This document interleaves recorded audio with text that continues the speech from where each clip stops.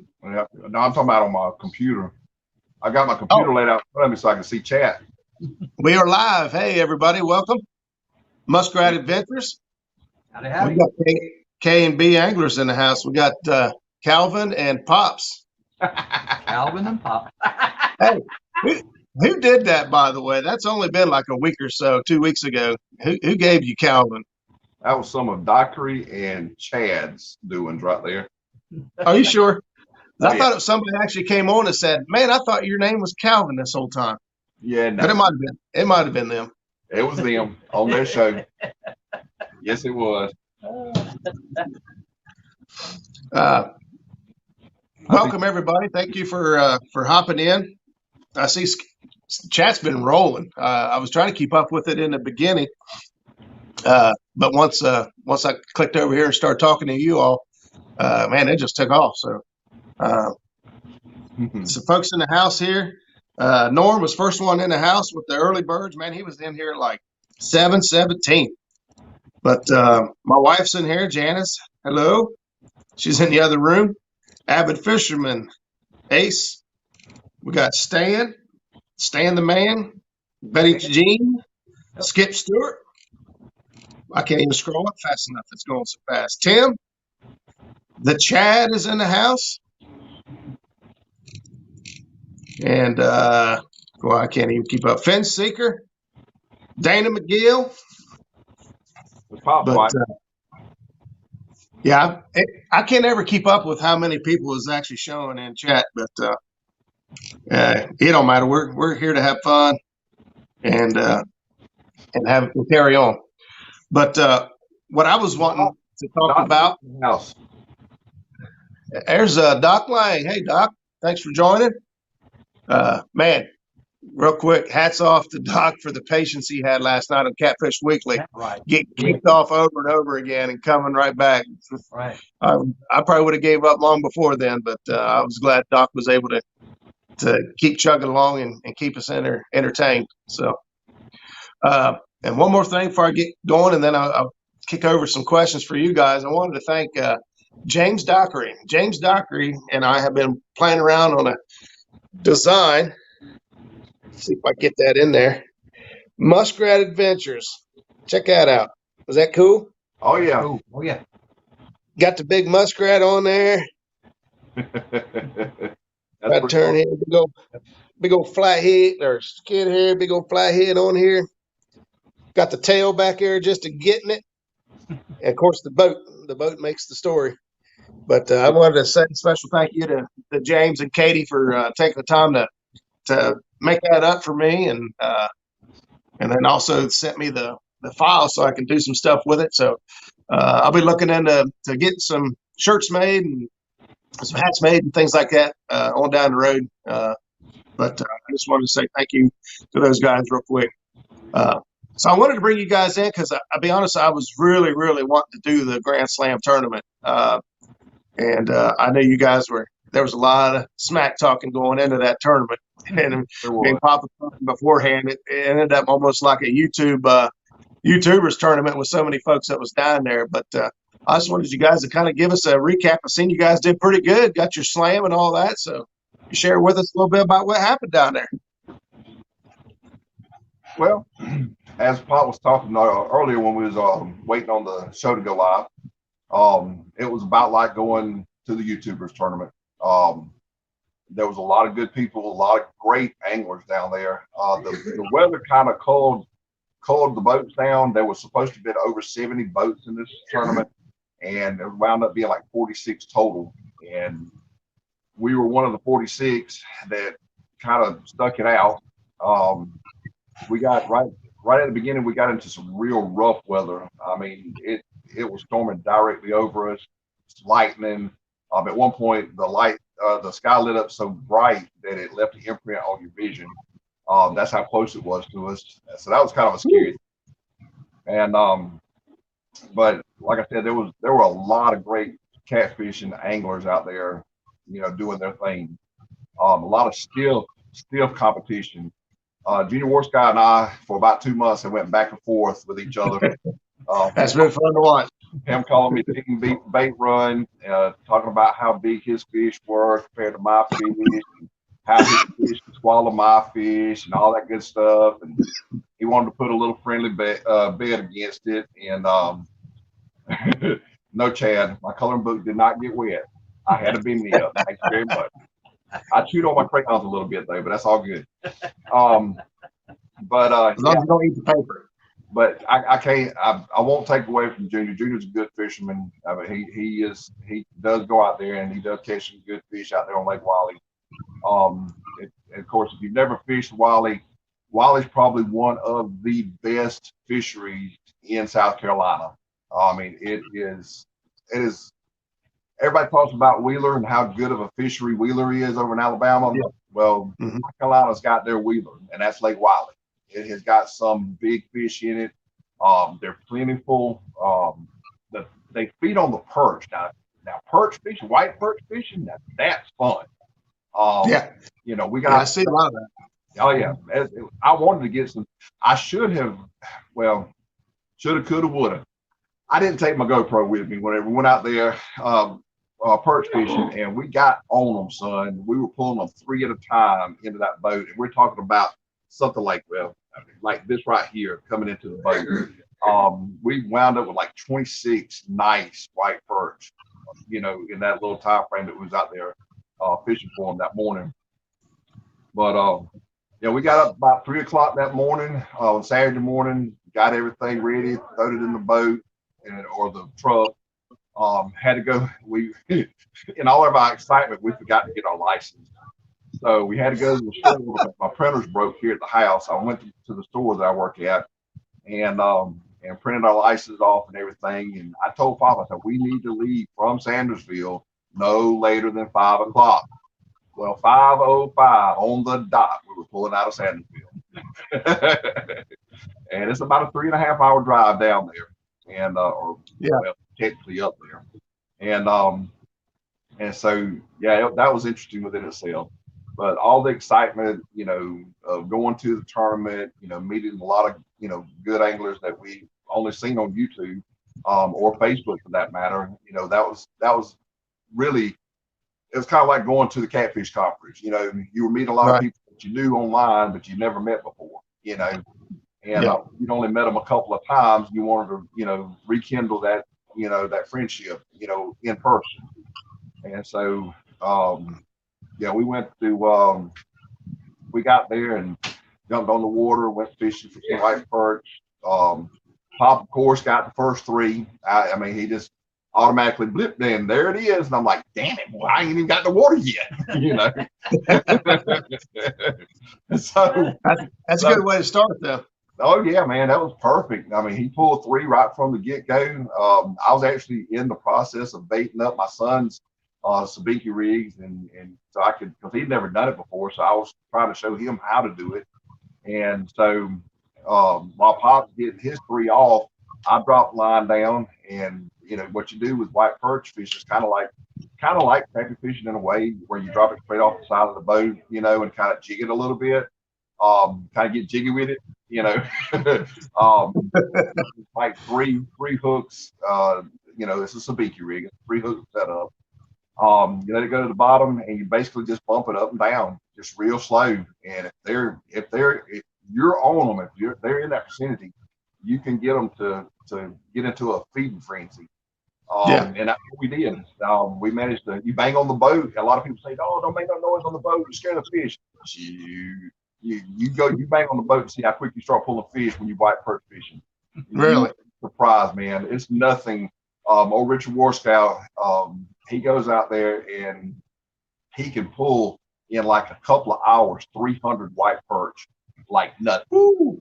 I mean, Wow. yeah, it's crazy how many white perch are in Lake Wylie. So it's a perfect bait to use, you know, for Oh, catfish. It's right. kind of like, you know, bluegill, you know, that, you know, lakes that are like our lake, we're plentiful with bluegill and shellcracker, you know, so Right. that's things we use when we're out there, you know, fishing in our home lake. Right. In Lake Wylie, you can use bluegill, but that white perch, now that's the go-to fish for a lot of catfishermen out there. That's And all I've heard about that place down there is white perch. Man, yeah, it's the bait to go to. Like Santee Cooper, during the March, well, the springtime, I believe it's the red herring, I believe it is, it comes up through to lay their egg during that time of the year. That is the go-to, besides gizzard shad, that is the go-to bait on Santee Cooper. If you got them, they will, it's kind of like that movie was, if you build it, they'll come. Well, you throw Yeah, that water, they will come. awesome. But but yeah, that was, we had a ball doing it. Like I said, Pop pulled his three, then I dropped line and pulled three immediately. Um, got them in, dropped Kyle's line back in the water for him. He pulled two right off the bat before I could even get my line hooked up, and dropped in the water. So I was the last one to get lines in the water. So, but it turned out to be an awesome day all the way around that morning. Right. But yeah, old Pop, we always kid about, Pop's old school methods and him teaching us how to fish. And he did. Pop taught me how to fish. And Right. that is the truth if there ever was one. He taught me the old school ways of fishing. Now I'm teaching him the new school ways of fishing. And I think he's picking it up a little quicker than what I really want him to. But that's not here or now. You know what I'm saying? So Yeah, that's not a bad thing, especially if you guys go on these tournaments. exactly. Yep. Well, and that was the thing. In saying that, we rolled into there's we were able to put our boat in the water at 5 o'clock that afternoon. We couldn't put baits in the water till 6. That's the reason I went live while I was out there, was because I Right. had time to kill. And but we rolled into this area and beautiful cove. I mean, if you watched, I think you were on the live stream. So, or well, I know you went back and looked at it and everything. So when I turned, the camera to kind of give an overview of where we were at and everything to see, there was structure like you wouldn't believe. Nice little rock piles, mussel shells all up on the beach area. And Pop and I looked at each other and we went, "Oh yeah, here we go." So I had prior to that, I didn't know anything about this area. Not what I had never fished that part of Wylie whatsoever. Right. And so this was all new. I mean, it was up in the air. I mean, Junior War Sky and I, we went back and forth, but really and truly, I knew nothing about this lake. This was Junior's home field, and I'm going into it blind. But we rolled up in there, like I said, we saw that structure. I told Pop, I said, well, I'm gonna go ahead and anchor up where I said I was gonna anchor up, because I do my homework before I go to a new lake. I look at Oh yeah. topographic house and that kind of thing. And I kind of I see what the layout of the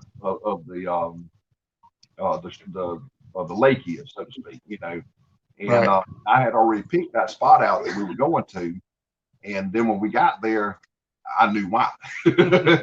I mean, this thing was beautiful. Um, Pop and I talked about how we wanted to anchor the boat up. I was going to anchor straight up and pull back like we would off of any other point when we're fishing. And he said, no, no, no, no. He said, turn this boat sideways. He said, that way we get a full 360-degree field of playing field. And so I Right. was like, that's not a bad idea. So I turned it sideways to that point, and it paid off. I mean, it was just a beautiful ledge right there, nice little hump right off of the mainland. So it was basically a super highway for big cat. Um, but it was kind of scary at the same time, because this was something. I mean, we were confident we would catch fish. That was a given. Pop was confident he'd catch fish. I was fairly confident I'd catch fish. I wanted my son to catch fish for sure, but Right. so Old Pop don't miss too many fish when he gets to a place. but so Money in the bank. exactly. So yeah, like I said, we put our bait when we finally was able to get our baits in the water, and of course that's part of the live stream you saw. It wasn't too long after we got baits in the water, um, that blue hit, and he wasn't a 16-pound, but he looked a lot bigger. We think he might have been coming directly off a spawn because of the way he was beat up. Yeah. He got a lot of scarring on him, a lot of couple places around his head where it just looked like he just beat the hell out, and back. And so what we figured was before the spawn, that cat was probably somewhere between 20 and 25 pounds before the spawn. Mari says I'm talking like a professional catfisherman. I was wondering if you saw that. Maurice, I appreciate you giving him that compliment, but I scripted him before we got on here on what to say. That's why he keeps looking down. He's got everything written. It's right in front of me, man. What can I say? Hey, I wanted to add too. You said a second ago about you'd never been to that lake before, so you're kind of at a disadvantage. And to me, sometimes I think that starting from scratch is an advantage because myself included. A lot of times when you're fishing that home stretch of water and you got them holes you caught that one fish out of at one time, and you find yourself going back and fishing those areas or holes that you know have put some fish in a boat. Yep. And you completely overlook these other areas because you keep doing the same thing. And when you do, like you said, you pull up your navionics, you pull up your mapping and stuff, and you take a look at an area of water and just use what you know about fishing. Sometimes that's what you really got to do: step back and look at it as a whole. Oh yeah, like I said, Plus, there was a blue heron sitting in there and a whiting boat when we pulled in. yeah, that's right. There was when we pulled in, that was the other thing that caught our attention. Was talking about going to old school. I had new school is of course navionics, Right. looking at, how the water structured and all that. Old school is of course looking at where the birds are, where your blue herons may be sitting, because if you Yep. if you have a blue heron sitting in the water, in the edge of the water, and he's perfectly still with that head up, there's bluegill or there's bait fish sitting down below him somewhere. He's fishing to get him one. And if you sit there Right. and watch him long enough, you'll see him dip that head. Boom, he'll come out with one or two, and and feed. That's Pop taught me that. That's old school Pop. Yep. The egrets were just flying in and just busting the water left and right of us.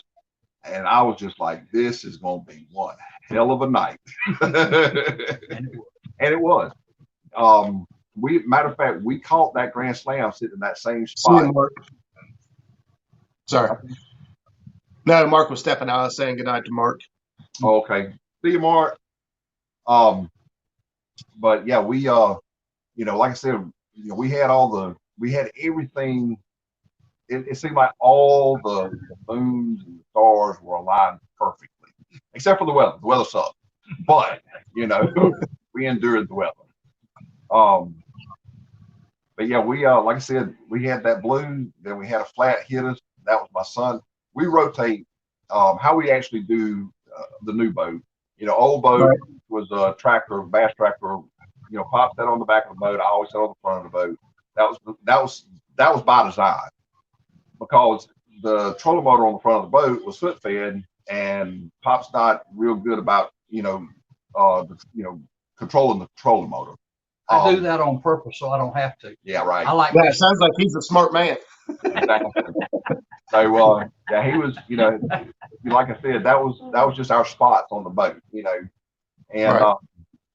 But the new boat, of course, is designed and set up so that all the rods come off the back of the boat. I've got Right. a full spread all the way around the back of my boat with 12 rod holders, and of course my live well and all that.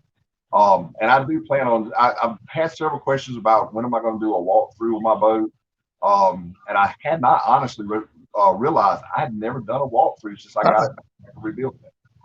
No, I looked at some of it a couple of days ago where you first got the boat and your video where you're kind of tearing it down and putting it back together, and then when JR had your boat there and kind of went or was JR or Richard? It was Richard, wasn't it? Richard, yeah, War Scout, yeah. Yeah, Richard went through and did all that work for you, and yeah, that was the end of it. I love seeing boat rebuilds. Yeah, I was, I get caught up and, of course I work full time and, Right. and the first of this year, I actually had a lot of sicknesses. I was, turned out long story short, I was stupid. I had not gone and got my eyes checked in 5 years, and they had changed to such dramatic proportions that it was literally making me sick. And so since then, I've got new specs, new sunglasses, prescription sunglasses, so that it doesn't bother me when I'm on the water.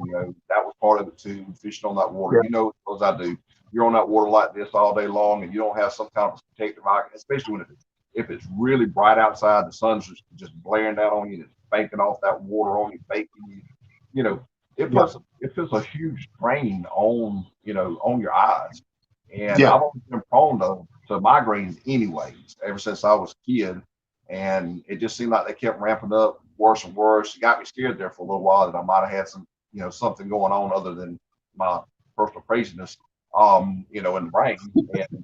And so I had all these tests done. Everything was coming back negative. And that's whenever I went and had my eyes checked and figured out what all that was about. So nonetheless, we had all that going for us as well.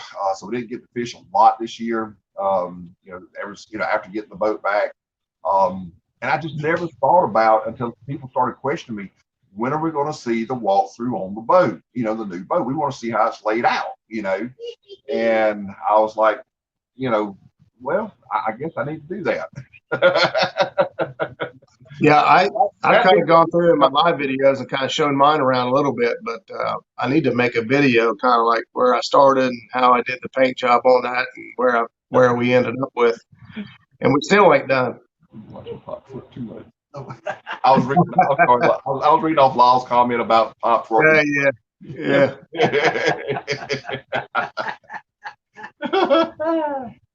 Yeah, actually, when we put the boat on the water and first time we fished off of it, we weren't catching any fish. And I looked at Kevin and I said, "Look, I know what's wrong. We haven't christened this boat properly." I said, "Because I haven't worked on this boat." And sure enough, right after that, we started catching fish. So when are we gonna see some of that? We got something special planned. You can bet. Do you? Yeah, you can bet that. I'm waiting on it. Not gonna say when or where. Just keep it in mind. It's coming soon.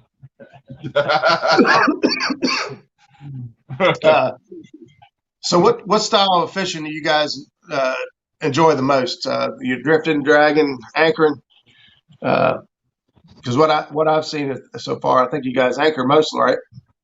Well, we have this year since getting the new boat. Right. Now, Pop and I, we did a lot of drifting prior to, and was very successful in our drifting. Dragging baits. We'd long line those baits way out from the boat, and I'm talking like several yards, like hundreds of yards out, and just bring them through. And it was funny, there was that lull there where I wasn't catching anything for a little while, and Pop, and that's where the old joke come from, that Pop catches all the fish. Because literally, I wasn't catching anything for a while. I was out there, I was going through the motions, but I'm on that dry streak right now. I can't catch a fish to save my rear end. Well, we determined a lot of it had to do with I just didn't have my mind in the game. I was doing the whole YouTube at that point. I was brand new to it. They had just changed up all the rules. Yeah. I was trying to get monetized. I was worried about where am I going to get the subscribers from? How am I going to get my view times up? That kind of thing. Yeah. So it literally took my mind off of what I should have been doing, what I had been doing prior to all this. And I was discussing it on the way back. There, right before we started YouTube, there was nothing for us to go out on Lake Sinclair and pull 15, 20, 25 pound 25 cats in the 2, 3, 4 pound good eating size fish, and Right. and for us that was before we actually got into serious catfishing, that was an awesome day, Oh yeah. and but then we got into the YouTube world, started looking, and hunting for bigger cats. Started watching everybody from Steve Douglas to listening to Lyle and Doc on their Catfish Weekly show, and and some of the legends, so to speak, that were Right. what was considered catfish legends out there, and how they presented their bait, how they rigged their lines, and what rods they used, if they used a medium heavy or heavy, what reels they used. We started with was it Zebco Bill Dance. There was actually the Bill Dance edition 888 Zebco Zebco with medium heavy rod. Yeah, with a medium heavy rod. 888. That don't even have drag, does it? Yeah, it's got a drag. It's got a nice drag actually. Yeah. If you've ever caught carp, you know how hard they pull. Well, I pulled 11-pound carp that felt like he was every bit of 30 off that bad boy, and he pulled drag. I promise you. But that's like I said, we started doing our homework. We figured if we're gonna target big cat, we need to know what we're doing, and we need to listen to those that do pull big cats. And of course, getting in with Catman, Kentucky Catman, and Justin, from Justin's Fishing Fetish, and Richard Warskow and OPDC, old Peeling Drag himself, and listening to them, Bill, Catfishing Bill, Catfish Bill 66, what he does out there on the water, and we became kind of a close knit, Scotty Hill even, we became a very close knit family, so to speak, and we see each other, pretty much daily, and we coach each other, but they coach me more so than I coach them, but too, so I don't mind that, and then Pop tells them about old school, which Jim and I, we're pretty much the same age. Everybody else is younger than us, and so we knew from having fished with our fathers, and what the old school ways were. You know what I mean? Right. So we kind of schooled them on that, and they school us on new techniques, and we kind of go out there and put it all together. And so far, everything seems to be working. I mean, we haven't gotten into any of the major monsters yet. Right. I mean, it's only went up from the beginning. You know what I mean? Your time on the water, I mean, is as you guys continue to get the time on the water, it's just a matter of time for you to find that stud out there. The important thing is watching you guys' videos, and you guys just have a good time.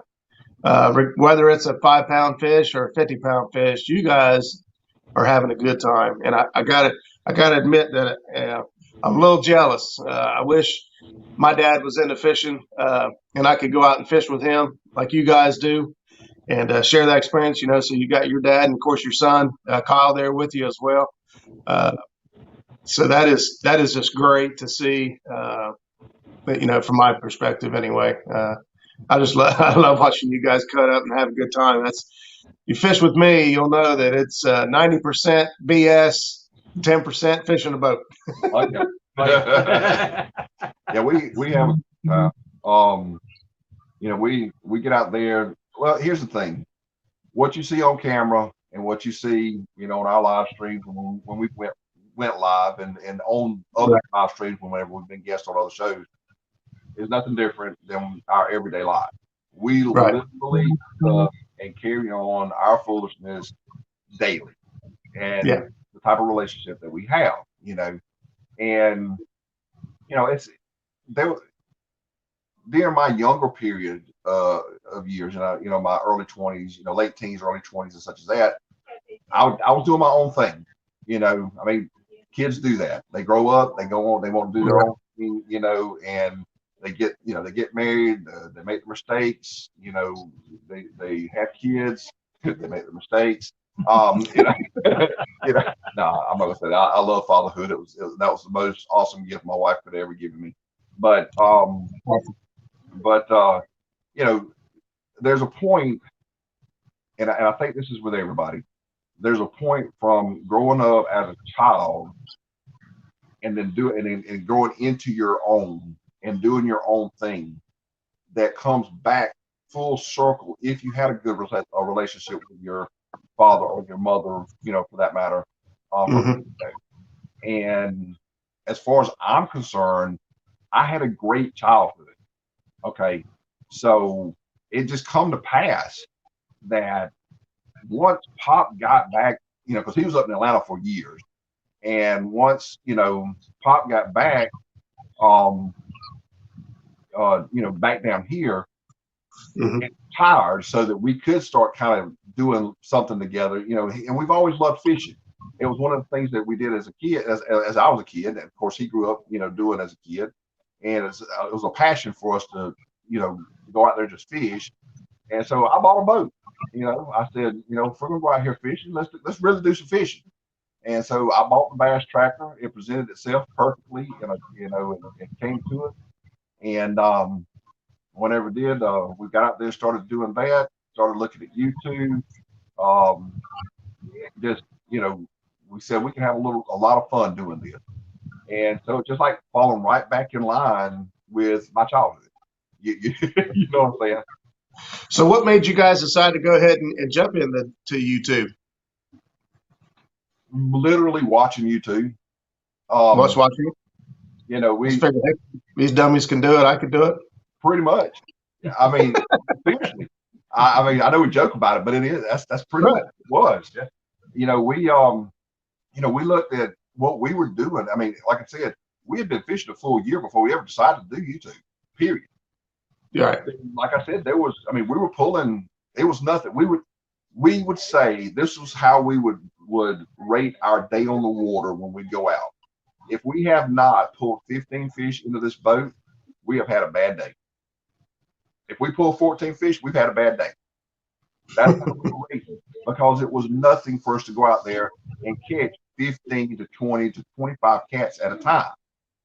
I filled a freezer slam full of catfish in less than a year. Oh yeah. you know, Yeah. so Them small eaters, man. They're good. I like them oh, smaller the better for me. yeah, they have a good taste, and they're it's kind of like veal. A good Right. cut of veal is just the most all. It's like just melts in your mouth. Good. You know what I mean? It's like the Right. M of meat. In fact, if it was over 5 pounds, we didn't keep. Yeah, if it was over 5 pounds, we wouldn't keep them. We'd drop them back in the water. But anyways, we started, like I said, we started looking. We caught what we considered at the time. We both caught big fish, and what we considered big fish at the time was 6.5, 7 pounds. And we caught them fairly regularly. You know, just by accident, not really targeting them. We just caught them by accident. And so then we started, thinking, well, if we're catching like this, wonder what else is out there. How big do they really get? So we started doing our research. That's when we started watching Steve Douglas. That's when we started listening to, the other legends out there that have YouTube channels. Bill Dance, and a lot of other, No people out snakes in there. the boat. No snakes in the boat, and No way. no snakes in the boat. It's talking Yeah. reference, yeah. Yeah. Yeah. So, I've seen that. so we literally took and started seeing what they were doing, and in the process of watching the legends, we started watching other YouTubers out there and what they were doing and how they were, and it was like, what? Some of these boys has got over 1,000, 100,000, million, whatever subscribers, and I already knew about YouTube as far as how at that time how they did their monetization. Um, you know, at that time it was off of views. The more views you got, the more money you got. And I told Pop, I said, you know what? I said, if we go out here and we just start filming what we're doing, we might could make a little money off this little deal. And he's like, well, let's do it. And so we did. And then they changed the whole platform. Everything got changed, and a lot of people got discouraged. A lot of people I was watching quit. I almost quit. I'm not gonna lie about it. But I'm glad I hung in there. If Yeah. I wouldn't have made people got the dockeries and the fields and the crosses and the dement, you know. I mean, Yeah. you know what I mean? I mean, I wouldn't have Yeah. met you guys if I had quit and just gave up and just went back to straight fishing. So Yeah. that's I kind tell of you what I've done. I've been doing here lately is going back and watching old Catfish Weeklies. Uh, Catfish Weekly has been on for 6 years, maybe Lyle's in here, maybe a little over 6 years. And, you know, there's so much valuable information in those episodes that, one, if you caught it the first time, you may not have retained all the information or kept it. Or two, like me, I didn't even fish for trophy catfish 6 years ago. So I wasn't part of the big cat scene till just a couple of years ago, to be honest. yeah. So going back and looking at those, videos from 6 years ago and those Doc's tips of the weeks and all the experience Lyle has and the guests that they brought in from 6 years ago, man, that stuff's invaluable. It takes forever to watch all of them because hour and a half long. But you know, I've written stuff down that I wanted to go back and look at or think about, or written down guests that he had that I wanted to look and learn more about. But there's a lot of information out there in Catfish Weekly. Just wanted to say hats off to Lyle for continuing that show for as long as you have. Guests come and go, but Lyle's been chugging along the whole time. Oh yeah. Oh yeah. Yeah, if it hadn't been for Catfish Weekly, yeah, there was a lot. There's a lot of information, literally, during those Yeah, shows, that we just soaked in.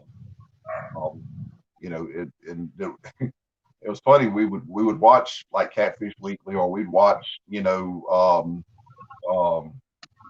Steve Douglas or somebody like that, and which I had to teach Pop how to look at and get on YouTube. Which I was a newbie myself, so it was like the blind lead fly there for a minute.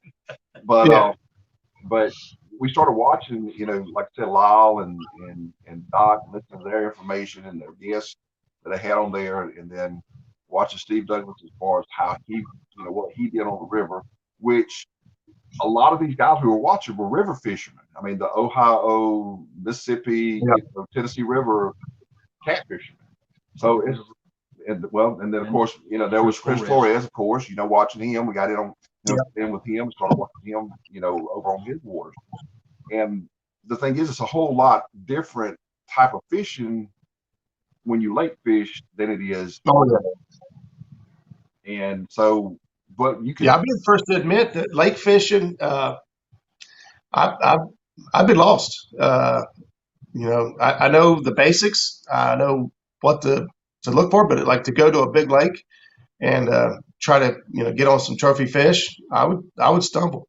Even on our local lakes here, I've channel catfish and whatnot because that's really all we got. We got channel cat in these lakes close to me and some flatheads.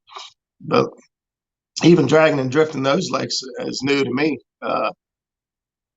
For the small fish, which is where I need to start because I keep going straight to the Ohio River and trying to drag, and I hang up everything I got, break it off, and tie up new, and just keep going till I've got a few fish that way, but if I you got ain't to losing get. bait, if you ain't losing rigs, you ain't fishing. That's Oh regardless yeah, of what body of water you oh on. I go through all kinds of stuff. There he is. I Derek's absolutely, going to get me out there. I absolutely hate losing rigs. You can tell Pop, it'll piss me off more than anything in the world to have to pop off a line. And I hate it. It's like, and I shouldn't, because that is part of fishing. That Oh is, yeah, regardless of what you're fishing for, that's all part of it. You're going yeah. to you can be out there bass fishing, and if you're fishing like a true bass fisherman does, you're going to lose tackle. That's just a given. Oh yeah. And it's especially true with cat fishermen, walleye fishermen, crappie fishermen, et cetera, so on and so forth, because we don't see what's on the bottom. We Mm-mm. literally do not know where that log is sitting. And well, even if you do, that's where I want to be. I'll throw I'll throw as close as I can to it, which is normally in it. But if you Uh, do know, that could be a hazard within itself. you know, because what's going to happen? You're going to get hung up. Yeah. You know. I used to get tore up about it, because it's not cheap, especially if you start rigging up everything with all the bells and whistles that we can put on our rods and reels now. Uh, you can lose $10 in a rig, and you do that so many times a day. No, yeah, exactly. I mean, that's exactly right. So yeah, that's like I said, I'm a lot better at it now. I mean, it's like, well, here's a for instance. We're out there in the tournament, we catch a flathead, and I'm not gonna go into the full story on the flathead, but let's just say that the flathead got away from us right quick, like in a hurry, and tangled up three of our rods, or four of our rods, four of our rods. I mean, when I say tangled them up, it was like the worst birds. It's like he went before we was able to pull him. He says, "Huh, let's have a little fun with these little buttholes." And he goes to tie knots and all of our rigging, and make sure that it's in a nice little bow. And we go to reel in, and we're like, "Holy crap!" So Pop's like, "All right, so what we're going to do, let's get the rods that we need to get back in the water. I'm going to see if I can untangle this bed." But I'm getting impatient because we got four rods not in the water. And I looked at Pop and I said, "Cut that mess out, re-rig that crap, and put it back in the water." And he quit cutting, flip, flip, flip, and re-rig it. As he dragged the rod, he handed it to me. I baited it. I cast it out. He had the next one ready. I cast it out. And we got our rods back in the water. And of course, unfortunately, after that, we didn't really have any in that spot. We didn't have any more hits off any big cat. Oh no, that's right. We did. I forgot about that. We did pull a 12 after that. But still, though, I mean, it was. I was already aggravated that everything was in a big wad. I mean, my bait on those rods were all tangled up inside of each other. Like I'm literally telling you, he took the time before I was able to bring him into the boat. He took the time to tie everything together. That's what it looked like. It was crazy. So what kind of rigs are you guys normally running then? When you're drifting or dragging, and even when you're anchoring, what do you guys normally throwing at them? We started. What was it? The three-way to start with. We started fishing. Yeah, we started with a three-way. And there's the three-way rig. Had some really good luck with that. As far as drifting was concerned. Then when we started anchoring up a little bit more, we went strictly Santee Cooper. We'll run like Demon Dragons. We'll run here more recently. We've been doing just straight peg floats. Number one, they're cheap. And I know a lot, and I'm probably fixing to get in trouble about what I'm about to say. But for us, what we have found is that yes, Demon Dragons work, but it's a 50-50 on peg float and Demon Dragons. And I think they work better in a moving set of water because Demon Dragon comes through that water. But for lake fishing, it's kind of a half and half between Demon Dragons and peg float. Peg float's a heck of a lot cheaper. Now, are you guys running like a line rattle with that peg float, or you're just talking peg float, get it up off the bottom? Straight up original Santee Cooper. I mean, I'm talking straight up. You got your, we do run the no rolls, the little coin sinkers. Right. We throw 3 ounces. That's all we need to throw because we lake fish. There's no need to throw those heavier weights. And we run 80. I run 80-pound braid, and then I have a 50-pound leader that's about 24 to 36 inches off the main line.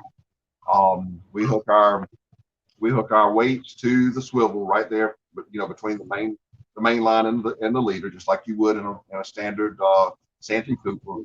And then we run our peg floats anywhere from 3 inches to 6 inches, depending on how much we want that bait to really be floating in the water. You know what I'm saying?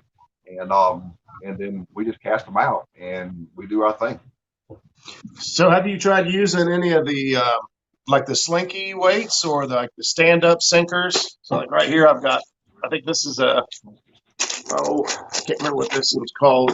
Somebody will help me here, but like this one here's got the weight on the bottom, and then this is all floated, Right. foam up here and help it drag through. We actually You guys ever use anything like this or just coins?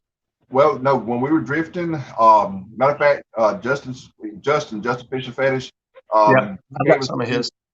I was gonna say he gave it, and they're excellent. They work Yeah. really well. But he gave us some of his after he started making them. We got a few of Chris Flores's weights, Okay. dragon Okay, I weights. got you.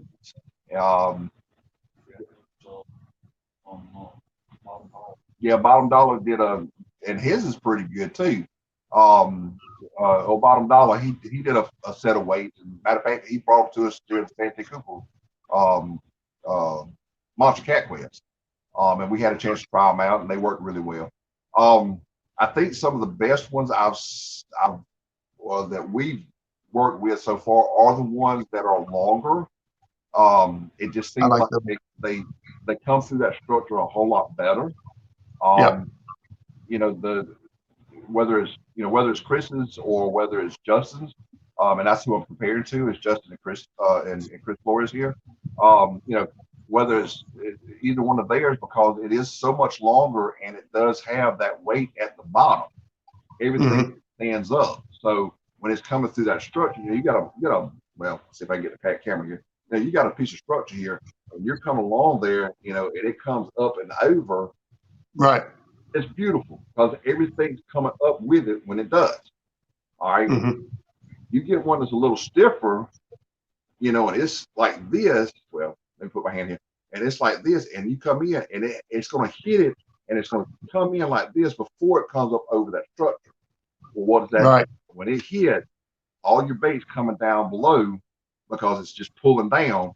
By the time it comes up, your hook is now coming in, and it's going to catch that log. And that's what we found, or that's what we suspect. Anyway, I say that's what we find. That's what we suspect is happening because we have better luck with the longer, more flexible dragon weight than we do the stiffer ones. Yeah. Yeah, I did that as well. I made some of these, the Larry Muse style dragon weights with the this one here's got the BBs in it, but it's not. This one here is not quite as long. Let me get this over here. Not quite as long as what I would prefer. Yeah, Pop made up something similar to that, Roger. Except his was a lot shorter than yours. What is it? I said Pop made up some. We got into this whole thing about trying to make up our own dragon weight, and Pop did a very similar dragon weight that you have there in your hand using BB, and it was just a shorter version of what you got. Yeah, about 12 inches, depending on whose measurements. But anyways, well, be careful. My wife's on here. I got her convinced that's 9 inches, so just leave it alone. Well, we are fishermen after all. Just saying.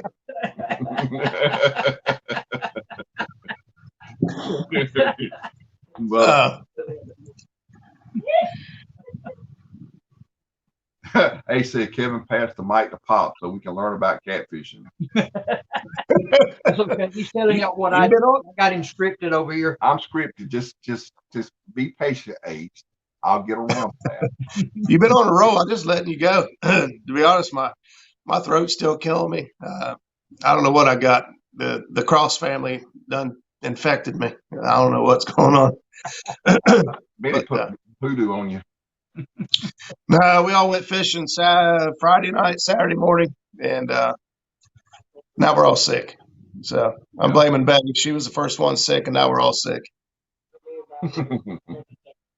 Yeah, I don't know if it's the Rona or not. I knew it was coming.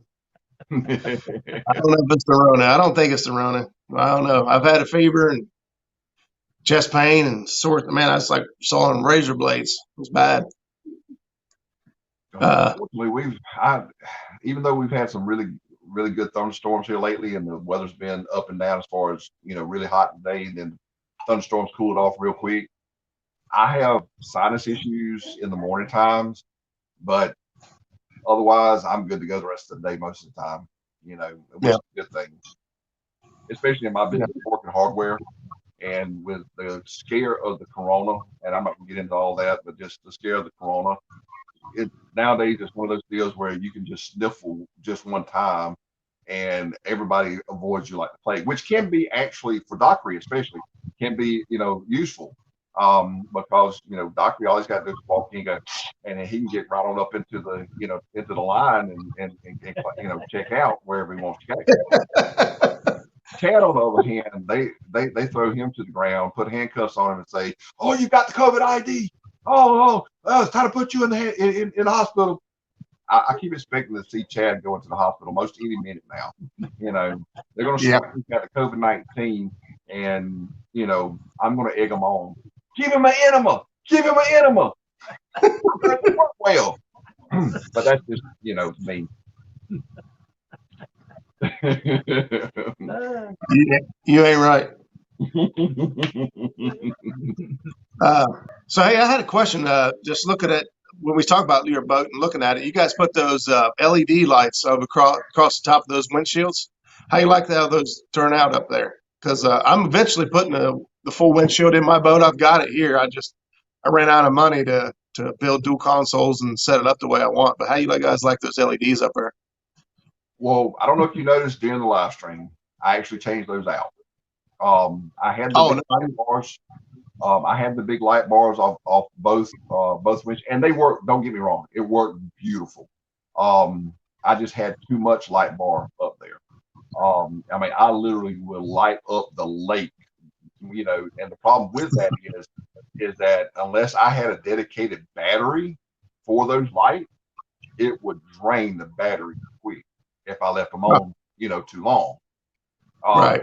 So what I did was I downgraded to pod lights, which actually worked out beautiful for us out there on Wylie, because the way I've got them mounted, I can actually swivel them around and I can turn them, so that I can put light anywhere I want to, from the front of the boat to the back of the boat, front and back of the boat, side of the boat, ever how I want to throw that light out there.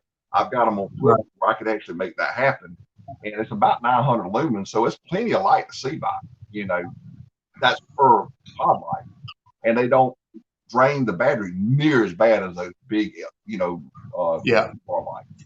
That's what I'm running on mine. I've got 2 pod spotlights on the front of my boat, and then 2 floodlights out the back of the boat for casting lights. Yeah. But I'll eventually get it back on the water. I'm dying over here. Get back on the water. It's been a rough run. Luckily, I got enough friends that invite me out and keep me going about once a week. This week, Thursday, I'm going to take the boat out on a kicker motor anyway. I got the kicker motor. It's running good. I broke a part on the pull start on it. It's like $70 for a piece of plastic. It's driving me crazy, but I'm going to have to break down and buy one. So we're going to run on the kicker motor. There ain't no current on the Ohio right now to speak of anyway. So most of where I'm going, I can run my trolling motor. And be your luck. By the time you're going to do that, it'll come a heavy downpour and the river raise. I got the kicker motor. Kicker motor get me back. Shoot, that trolling motor probably bring me back. It'll pull that boat of mine 3.6 or 3.7 just on the trolling motor. There you go. Which ain't fast, but my boat's big and heavy. I got 7 batteries on my boat. Good Lord. Oh, yeah. I thought I was doing something with 3. I got 4 batteries. I got 4 77-pound Duracells right up front. Good Lord Almighty, what all do you put on them? Well, 3 of them's for the Minn Kota. It's a 36-volt system. Oh, okay, that makes sense. Yeah. And then the other one's dedicated just to graphs. I only run the graphs off 1 battery. Right. I got a cranking battery. I got an LED battery, and I got a extreme bait tank battery. Gotcha. I've got 4 actually now, because I took a little lawnmower battery to run my bubbler off of for my bait well, and while we was at the tournament, And but I've got 3 dedicated batteries. One, of course, for the main, for the motor itself. And then I've got one that runs the light, the graphs, and that's it. Oh, and the pumps, all of the pumps. And I got one that's dedicated only to the trolling motor. But see, I've got my main coach is only a 55 pound thrust, which, believe it or not, as heavy as that boat is, because it's fiberglass, that 55-pound thrust will move that boat through the water, son.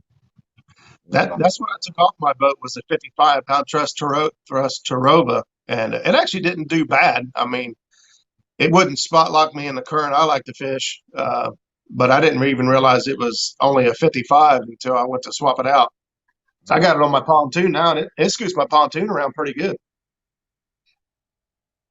It surprised. It really surprised me because I was going to go with a 24 volt system whenever I was looking at them, and I got talking to several people who, because I wanted the remote. I wanted I could just set it, let it go, and I wouldn't have to worry about having to foot feed it and all that crap.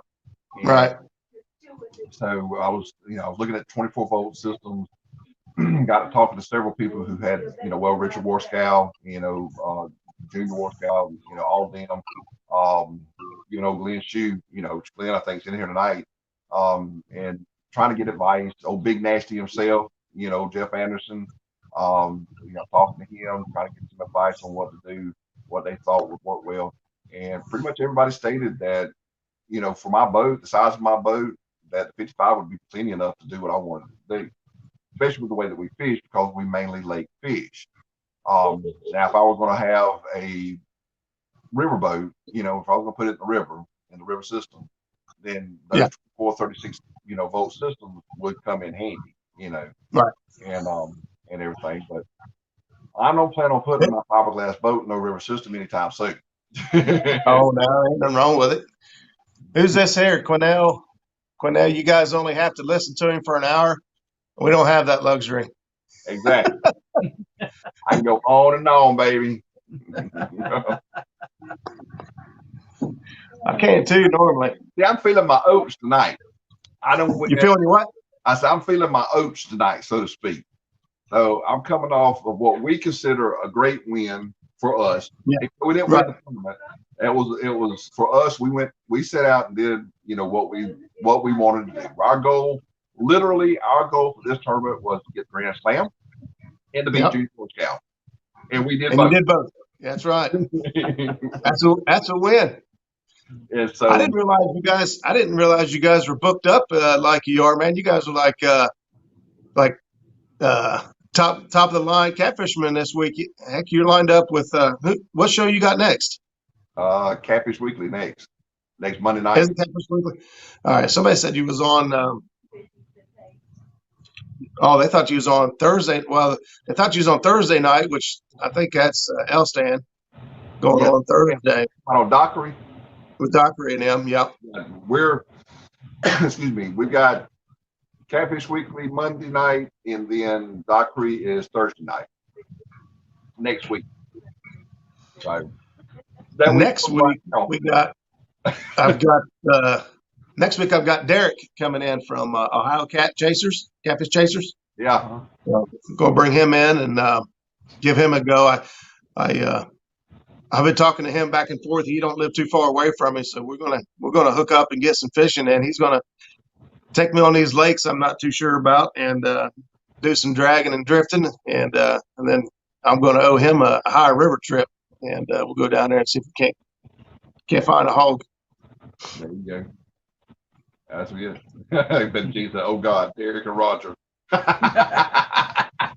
Who said that? Oh, Ben Jean. Yeah. James Dockery said we wanted to just talk to Pops, but he couldn't find a sitter for the kid.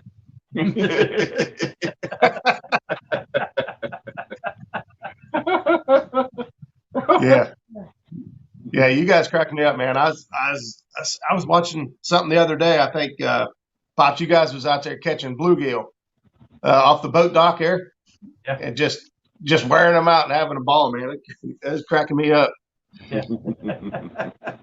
I love bait fishing. Bait fishing is half the fun, for me anyway. Tomorrow I got to help a buddy out in the morning, and so we're going fishing Thursday. So we're gonna as soon as we're done helping this guy out in town, we're gonna go after some bait.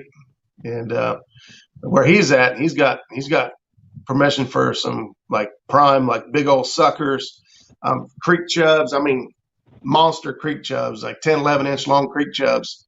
And so we're gonna go hammer down some bait and see what we can't put together and get out there first thing Thursday.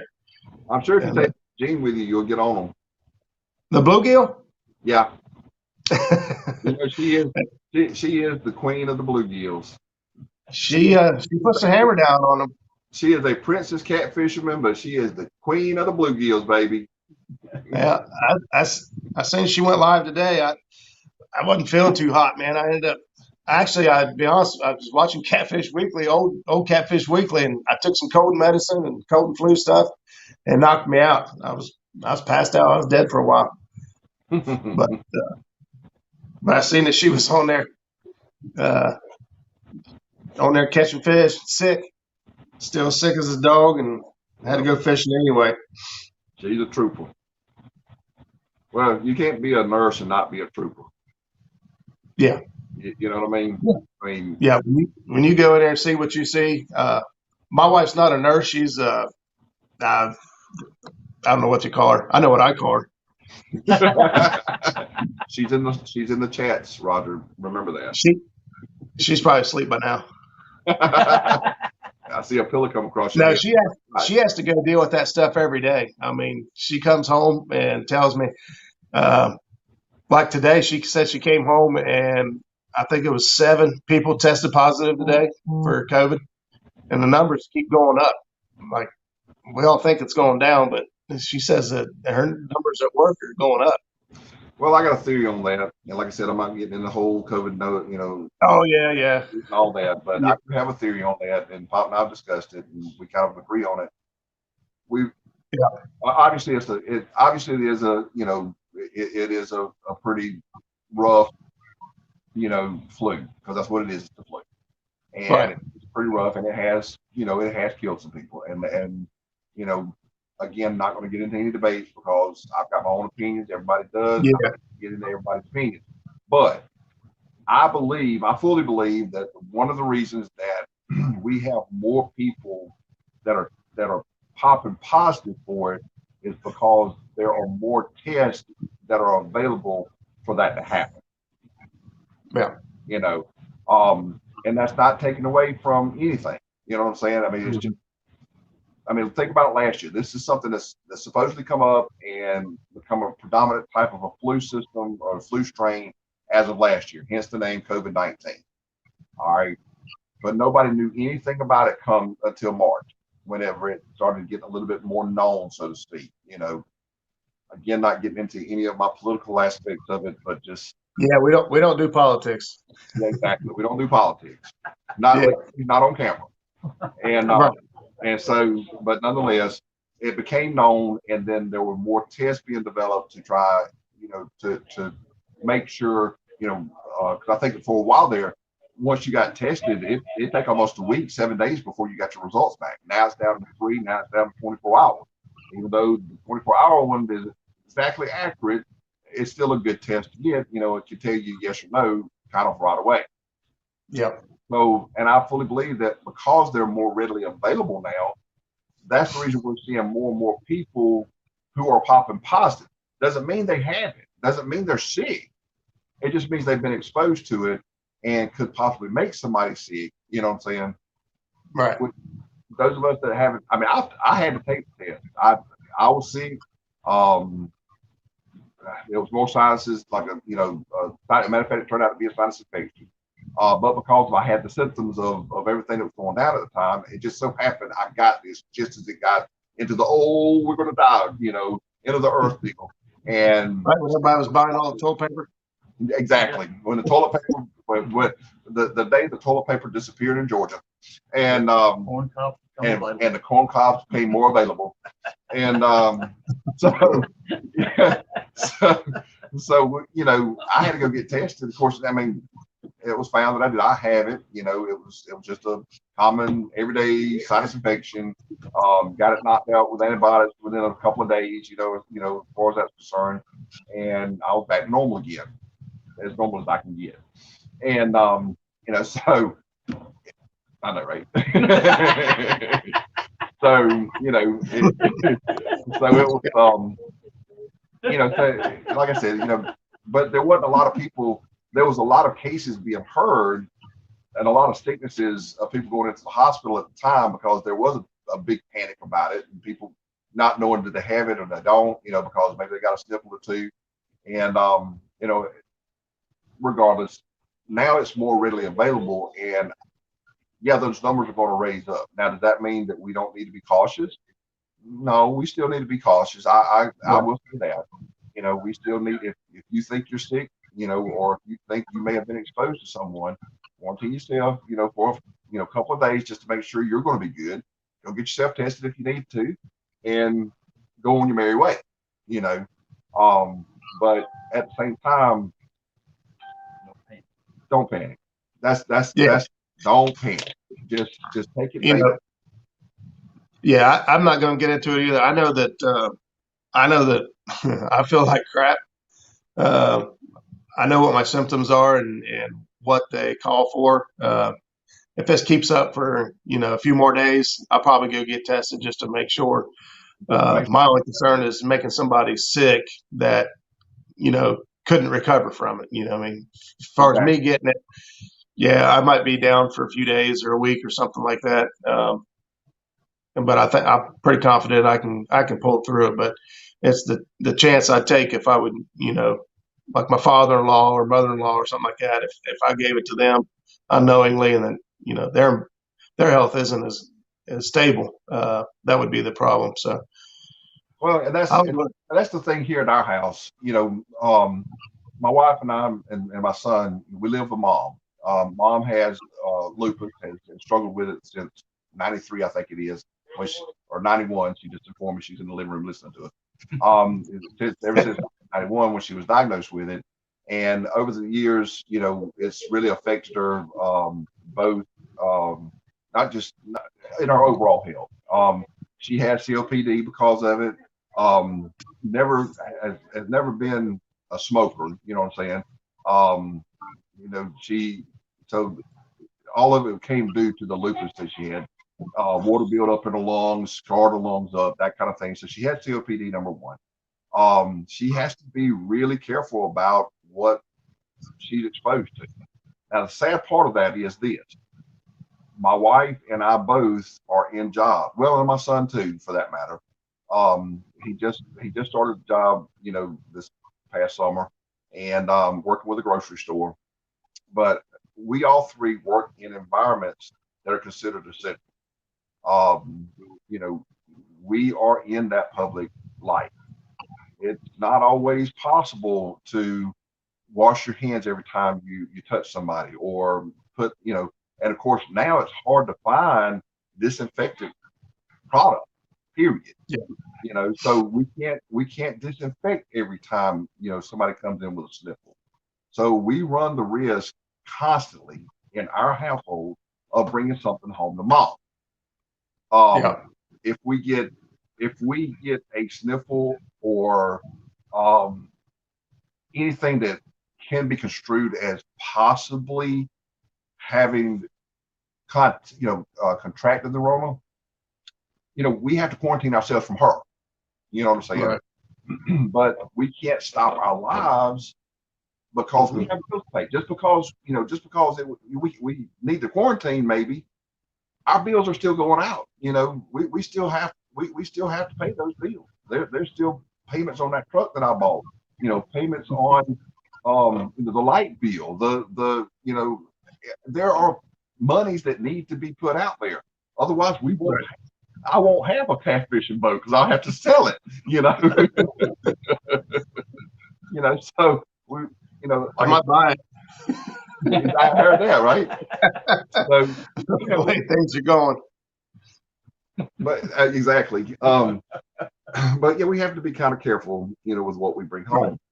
home.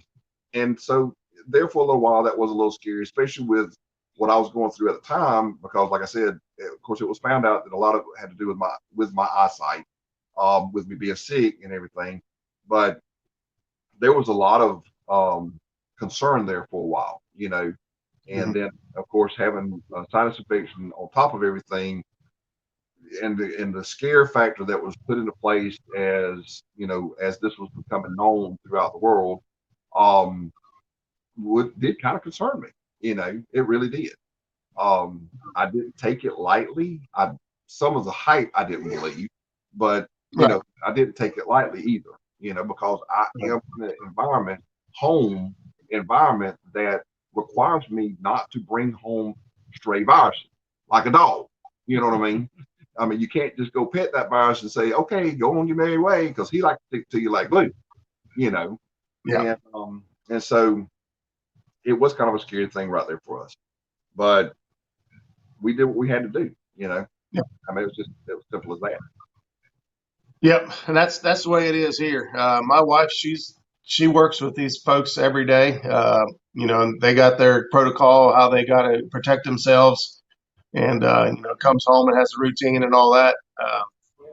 But like for me, it is what it is. It's Yeah, I can't not live and can't not just put everything on hold until everything passes.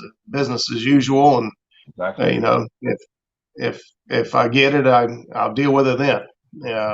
But not to say I'm not careful when I'm out in public. I got a bottle of hand sanitizer in my truck. I go through a drive-through or something. Or I don't have none. huh? I said, you need to send me some. Then I don't have any. Oh yeah, I got hand sanitizer. I take precautions. I'm not trying to get sick. I Right. mean, in reality, I don't want.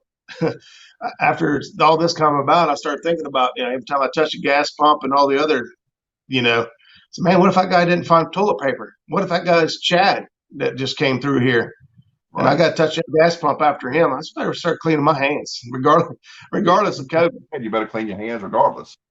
Yeah. I So mean, you never know what you might touch. Just saying. that's a fact, Jack.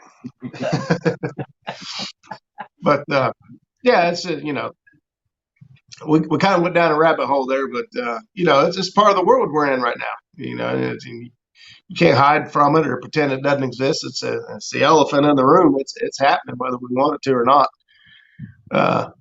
But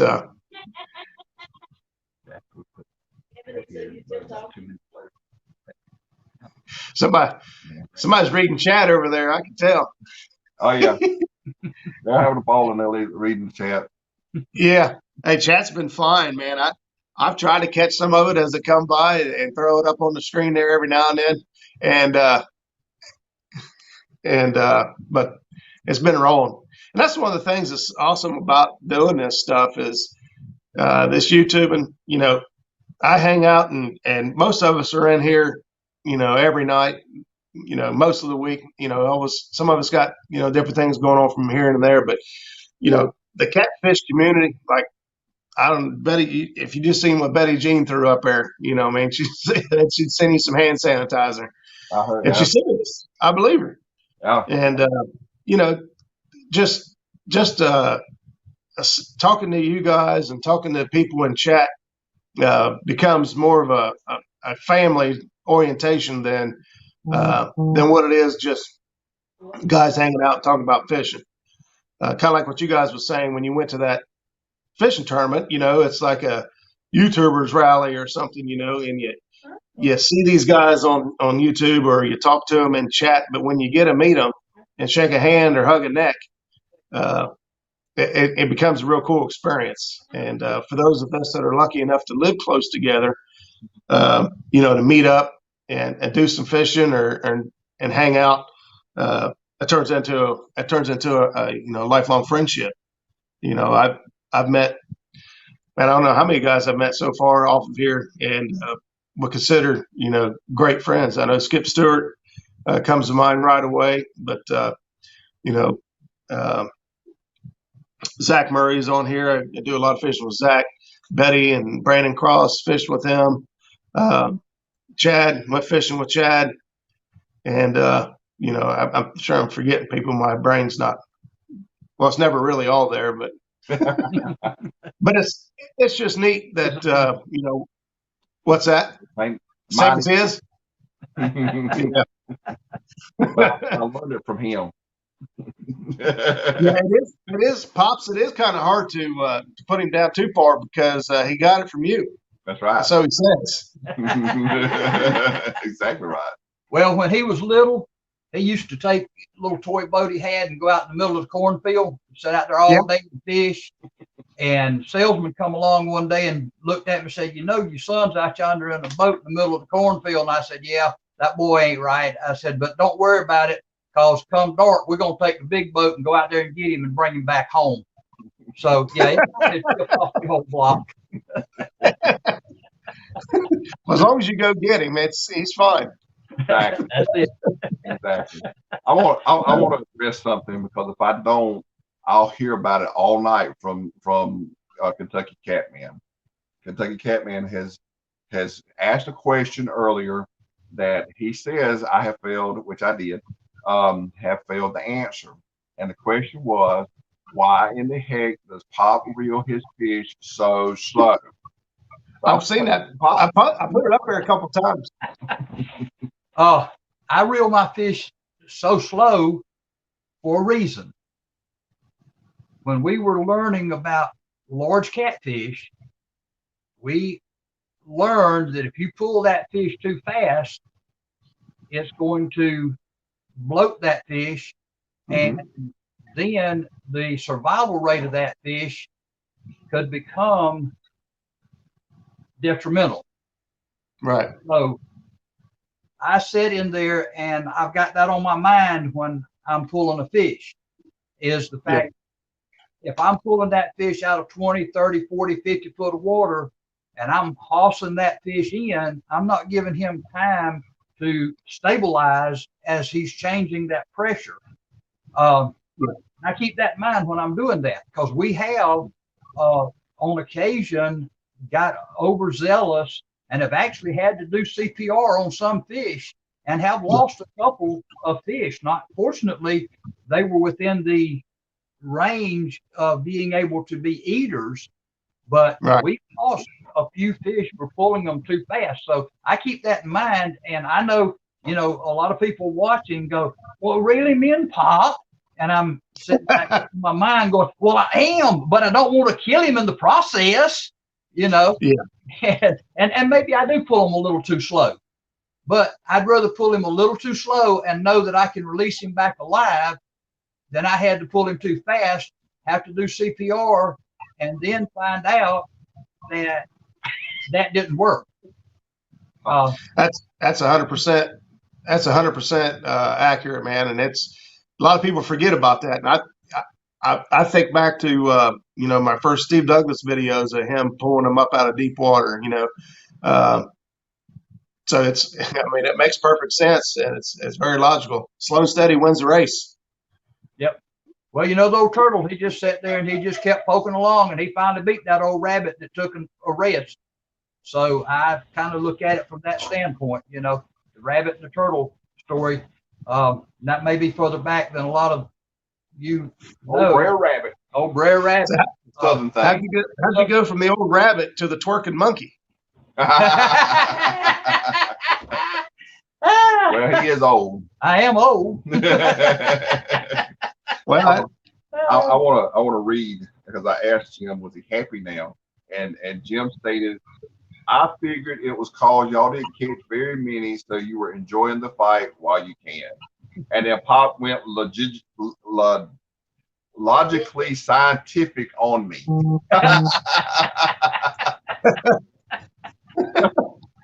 Yeah, realistically, I had no clue what I was saying, but it sounded good. It sounded just fine over here. I want to know, when you guys are retrieving fish, does Kevin slip them the tongue? Yeah, there you go.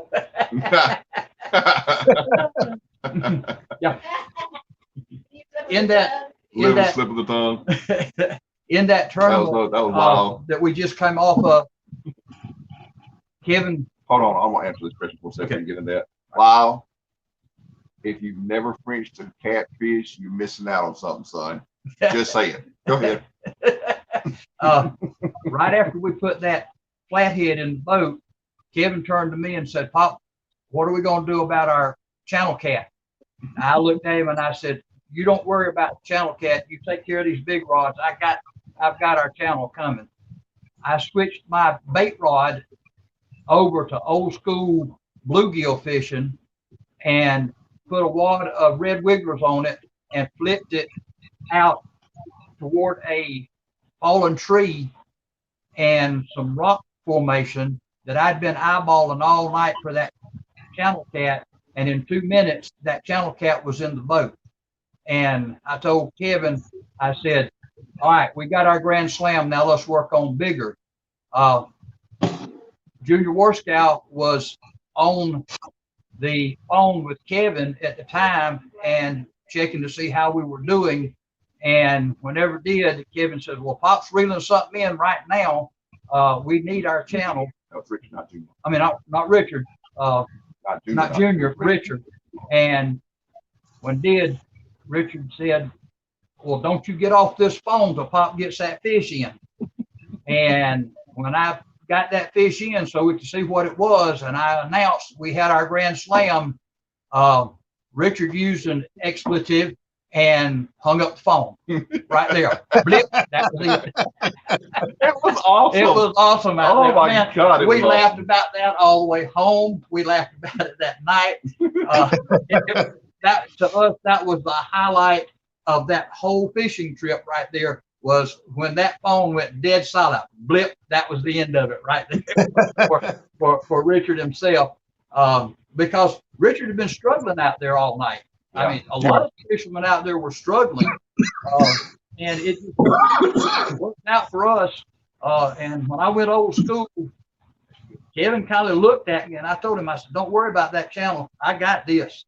And 2 minutes after that, from the time that float hit that water, because old school, the way I fish old school for bluegill is I run a weighted float, no weight on my line whatsoever, and then either crickets or worms or whatever as my bait. So now when my bait hits that, and I run about, if I'm in 2 foot of water, you can be guaranteed I'm running 5 feet below that core.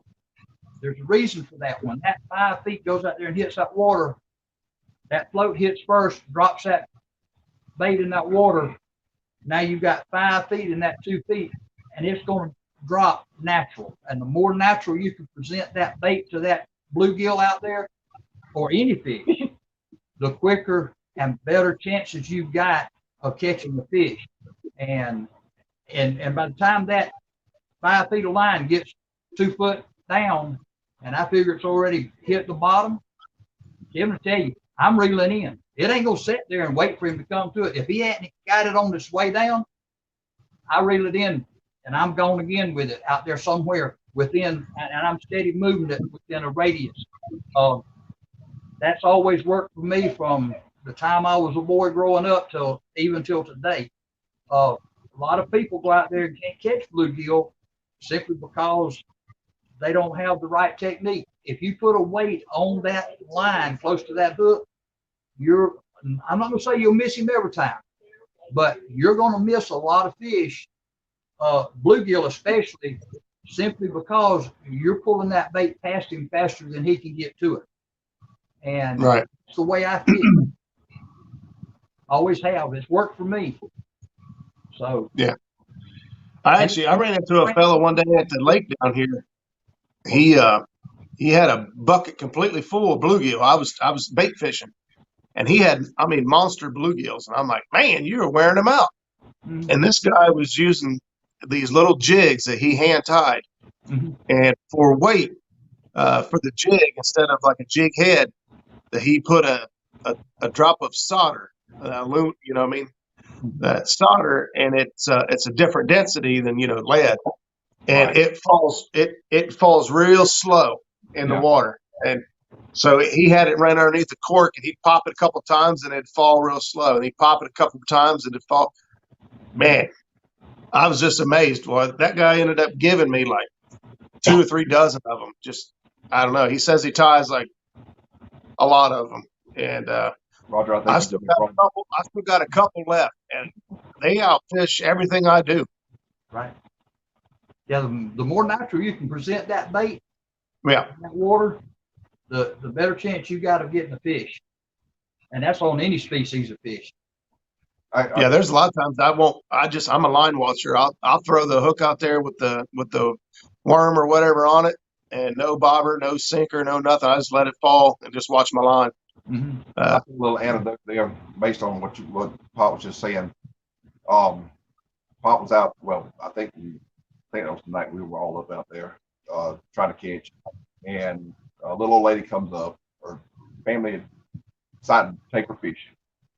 Don't know how long it'd been since she'd fished or whatever, but told her family, you know, her son or her grandson or whoever it was, said, well, go ahead and bait me up, get my rig right, and let's go to fishing. Pop's over there, and he's just wearing them out, one right after another. She's sitting over on another dock because it was the way that the docks were laid out. There's a pier, then there's a couple of docks for the boat ramp, and then there's another pier, and then there's another couple of docks, you know, boat ramp docks. And Pop's right off that pier, and he's just pulling them one by one, one by one. And this old lady has got her bait very close to where Pop's pulling fish. They ain't catching them. Well, the grandson and everything, they go on their little way, you know, little way. They go on further down, and the old lady listens to Pop. She's like, "What in the world are you doing to catch so many fish?" Pop said, "Well, I don't know. I'm fishing, you know." So, anyways, they got in the conversation, as Pop can do so very well, and so he goes, he said, "Well, let me see what you're working with." So he goes off the pier, he goes up to the dock, and she reels in, and he says, "Well, the first thing you got is you need to take your BB off your above your hook there." Said, I noticed you got like a peg hook or whatever kind of hook it was, or I mean not hook, but float. So let's take that peg and just move it up a little bit, get you a longer later. Now what we're gonna do is gonna put that BB right up under that peg float. So now flip it out there. She flipped it out there and went to catch fish. She says, "Don't tell my grandson this, but you a hell of a lot better fisherman than he is."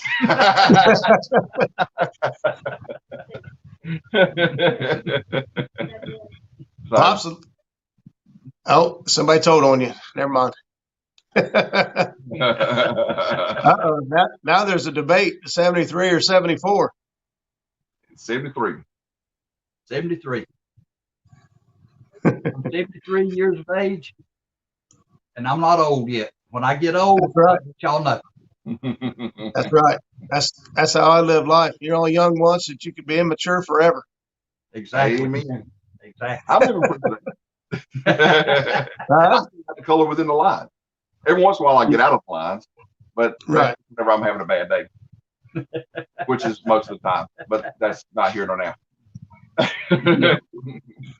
Last night on Catfish Weekly, when Doc and Lyle were talking about using spark plugs for weight. Yeah. Yeah. I've been there. I've done that. I've done it. I'm not even old as them.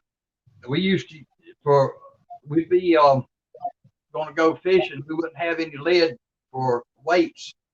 And we'd look over an old rusted nail bucket, because out on the farm, we kept every nail we pulled, straighten it out, drive it back. Didn't matter where we was building a house, a barn, or whatever. You know, we had our old rusted nail bucket to straighten out nails. We'd look over in that bucket, and whatever was in that bucket got tied on our lines for weight. So, yeah, we used spark plugs. We used nuts, bolts, nails. Heck, I've used a rock before. Yeah, I even taught Kevin how to tie a rock so he could use a rock if he got caught out without any weight and he needed a weight, how to tie a rock on his line where he could pitch that out there and utilize it as well. So we've been there, done that. When we want to fish, we'll find, just like Lyle said last night, when he was talking about using the old styrofoam cup and floating his bait all the way up there by the dam. And that was the most awesome story ever, man. I Yeah. was like, what? And I think about stuff like, I've been fishing in the creek for bait, and I wanted to try to get up underneath this big log and branches that overhung this creek, and all the bait was underneath of it, but I couldn't cast in there. No matter what I did, and I didn't, like I said, when I'm usually doing bait fishing in these creeks, I just use a hook, no weight, no nothing else. Well, I didn't have anything else but a pocket full of hooks. So I broke off a stick and tied my line to the stick as a float and let that stick float down underneath that. Man, I'll just warm out, just floating my bait up underneath that brush. And yeah, it was when you're a fisherman and you want to catch fish and you know where they are, you'll figure out a way to get it to them. Exactly. I went up to it's a little local. I'd call it a pond, but it's considered a lake because it's several acres. And I wasn't there to fish. I went up there just to kind of look around and contemplate life, that kind of thing. And I saw fishing line on the ground. There was a hook on the end of the fishing line, but that was all there was, just fishing line and a hook. And I was like, I'm gonna do a little fishing. I'm up here, might as well. So I took that old fishing line. Hell, it couldn't have been more than maybe 10 foot of line max. You know what I'm saying? Just something that somebody had broke off or brought in on their, as they were out there fishing and got caught up where it broke off somebody else's, and they just laid it up on the shore. So anyways, I took the fishing line. I went and found me an old limb, just a standard old limb. Make sure it was nice and sturdy. Had a knife with me, cut off the branches. I mean, it's crooked. You know what I'm saying? It's a limb. Oh yeah. Tied that fishing line around it. And Poppy taught me years ago how to grub for worms. And of course, here where we're at, there was some nice little mounds for those worm, those telltale worm mounds. I know you've seen them. Where you take a stick and rub it back and forth real quick, and they'll come up out the ground with the vibration. I've seen that, but I've never tried it. Oh, dude, it's awesome. That used to be the only way to get worms if you were going to go fishing, was go out in the old field somewhere, especially after a rain. Yeah. A little bit of rain to put a little water down in the hole, because those worms will come up out of there to get air. And you drive that stop down in the ground, and you go to rubbing it with that brick, and it vibrates, and those worms will come right up out of there. And you just pick them up. You just put them in an old Prince Albert can, put them in the bill of our coveralls, and we went to the creek and went fishing. Well, that's what I did. I like I said, I got me up a few little worms and everything. I put on a hook. Didn't have no float, no nothing. And I literally just used it like a little cane pole, just kind of flipped it out there. And I caught up, I don't know how many little bluegill right off the bank and everything. So, the point of that particular story is this: it doesn't matter how expensive your rod and reel is, how expensive your boat is, if you've got the time or if you don't have the time, because you can always make the time. Anything will do in a pinch if you really want to go fishing. It doesn't have to be the most expensive thing out there. It can be a Walmart special $29.99 rod and reel if you want to go fishing. There are the only thing I've said 1,000 times, the only thing them fish care about is the bait. Everything else is irrelevant to that fish. All he cares about, it's all about that bait. Exactly. Yeah, that fish don't know what you paid for that rig that you're fishing with. Matter of fact, we used to go down to the creeks, and down South Georgia, we had what we call gallberry bushes, and we'd cut those gallberry bushes about as long as we could get them. Some of them be 3 foot, 4 foot. Some of them be as much as 5 foot. Tie a line on it with a weight and a hook. Put bait on it. Stick them in the banks. We put out about 30 to 40 of them, and we'd walk those banks all night long, fishing in that creek, pulling those fish. And then we come in next morning, and we, of course, all our fish always go over in what we always called a coker sack. Reason it was called a coker sack was because it was a corn sack, what it was, a burlap sack, but it was called a coker sack because our corn seeds would be coming in that we were going to plant, and Coker was the brand name. So you ever heard of anybody from South Georgia say, well, we always fish with old Coker? coker sack in the creek because we throwed our fish over in it. That's what he's talking about. Gotcha. Wet, kept our fish live, and up and down that bank we went all night long, back and two, built us a little fire, not to stay warm by, but just as a reference point as to where we were started from. And then we go all the way to the last hook, and then we come back to that little fire, set around. Of course, it would smoke like crazy, keep mosquitoes off of us. That helps. Those were the days when you really learned what fishing was really about and what to do to find where fish were. Been a many a time we go in the summertime, hot like it is now. Creek beds be all dried down to little holes. Get in there and muddy them up. Get the oxygen, the mud in there would kill the oxygen in those holes. Those fish come to the top. You take your hand, throw them out on the hill. Somebody on the hill throwing them over in the old coker sack. Of course, every now and then you catch old snake. You throw him on the hill too. But that straightened him out. Yeah, reach down under an old stump because you knew there's probably a cat under there. Catfish, you reach up under there, and sometime when you come out, when you grabbed him, you realize, whoop, this ain't no catfish.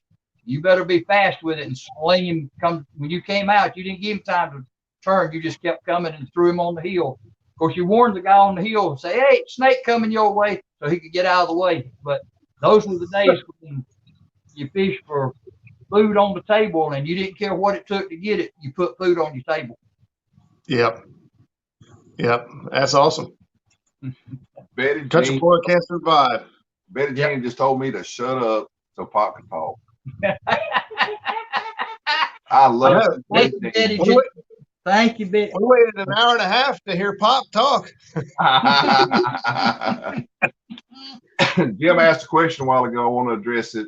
And I'm only doing this because if I don't address Jim's questions, he will let me know about the ball tonight. Anyways, with that being said, he asked me, how come I don't have my hat like Pop's hat tonight? Of course, he knows the answer to this question, so he's wanting me to tell that story. I literally gave my hat to Lake Sinclair. It's at the bottom. Because he didn't have it turned like this when we were going down the lake. And come on, man. When you go in, better than that. Turn your hat around. He didn't do it. I did actually. We started out. I always turn my hat. That's the thing about it. Anytime we start down the lake, especially if I'm gonna pick up speed, you turn your hat around. You're gonna lose it otherwise, or you take it off, let the wind blow through your hair, which I have. And anyway, me too. You can't see it. Wow. I'm sure glad that I got the light just right, because that would have hurt the camera. What? Ooh, don't put that back on. So, anyways, so I literally had my hat turned around and we started off, and we got down to a certain spot on the lake. And when I pulled, I forget what caused, something distracted me. And I have a habit whenever I have my hat around backwards, I have a habit of doing this number right here. And I mean, I'm always doing like this, especially if I'm thinking, which is, I think I'm letting the smoke go. I don't know. But anyway. So you don't do it very often. Right. So, or actually I do it more often than not because I smoke. Anyways, so I have turned my hat around back like I normally would. And I told Pop, I said, yeah, let's go on home. And I wrapped down on the boat, and here we go. We're cutting through there. Everything is going good, and I'm looking down because it's nighttime, and I'm looking in front of my boat. So I'm looking like this, and I look up the perfect moment in time, and my hat goes, whoosh. I mean, it just, whoo, there it went. I was like, whoa. So I slow the boat around, slow the boat down, turn it around, go back. I've got those high beam T-bars on that lake. I don't care if it is running my battery down. I'm finding my hat. And I scout that whole entire area. Never saw it again. I'm thinking what might have happened when it went off my head, it caught the motor swell and it just took it under immediately and sunk it at the bottom of the lake. So I no longer have my angler's hat that was our signature for the longest time. But that's okay though, because I have new ones I'm in the process of trying to get made. So All right. there you go. All right. I'll trade you when I get mine made. TF4.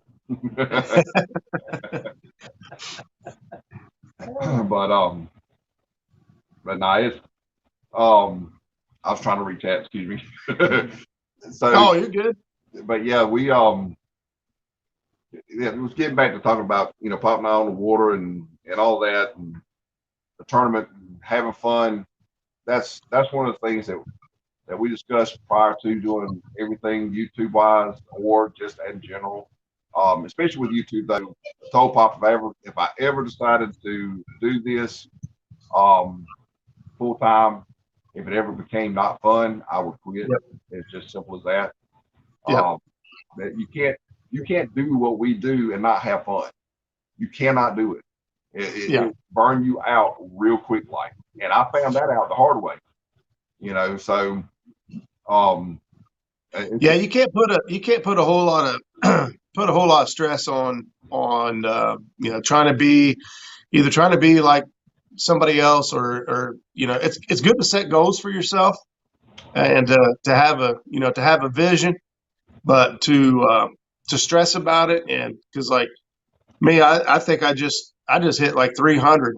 Actually today when I logged in, I think it said 320, and I was the same way in the beginning when I was creeping up to 100 and then 150 and 200. I was like, all right, what do I got to do?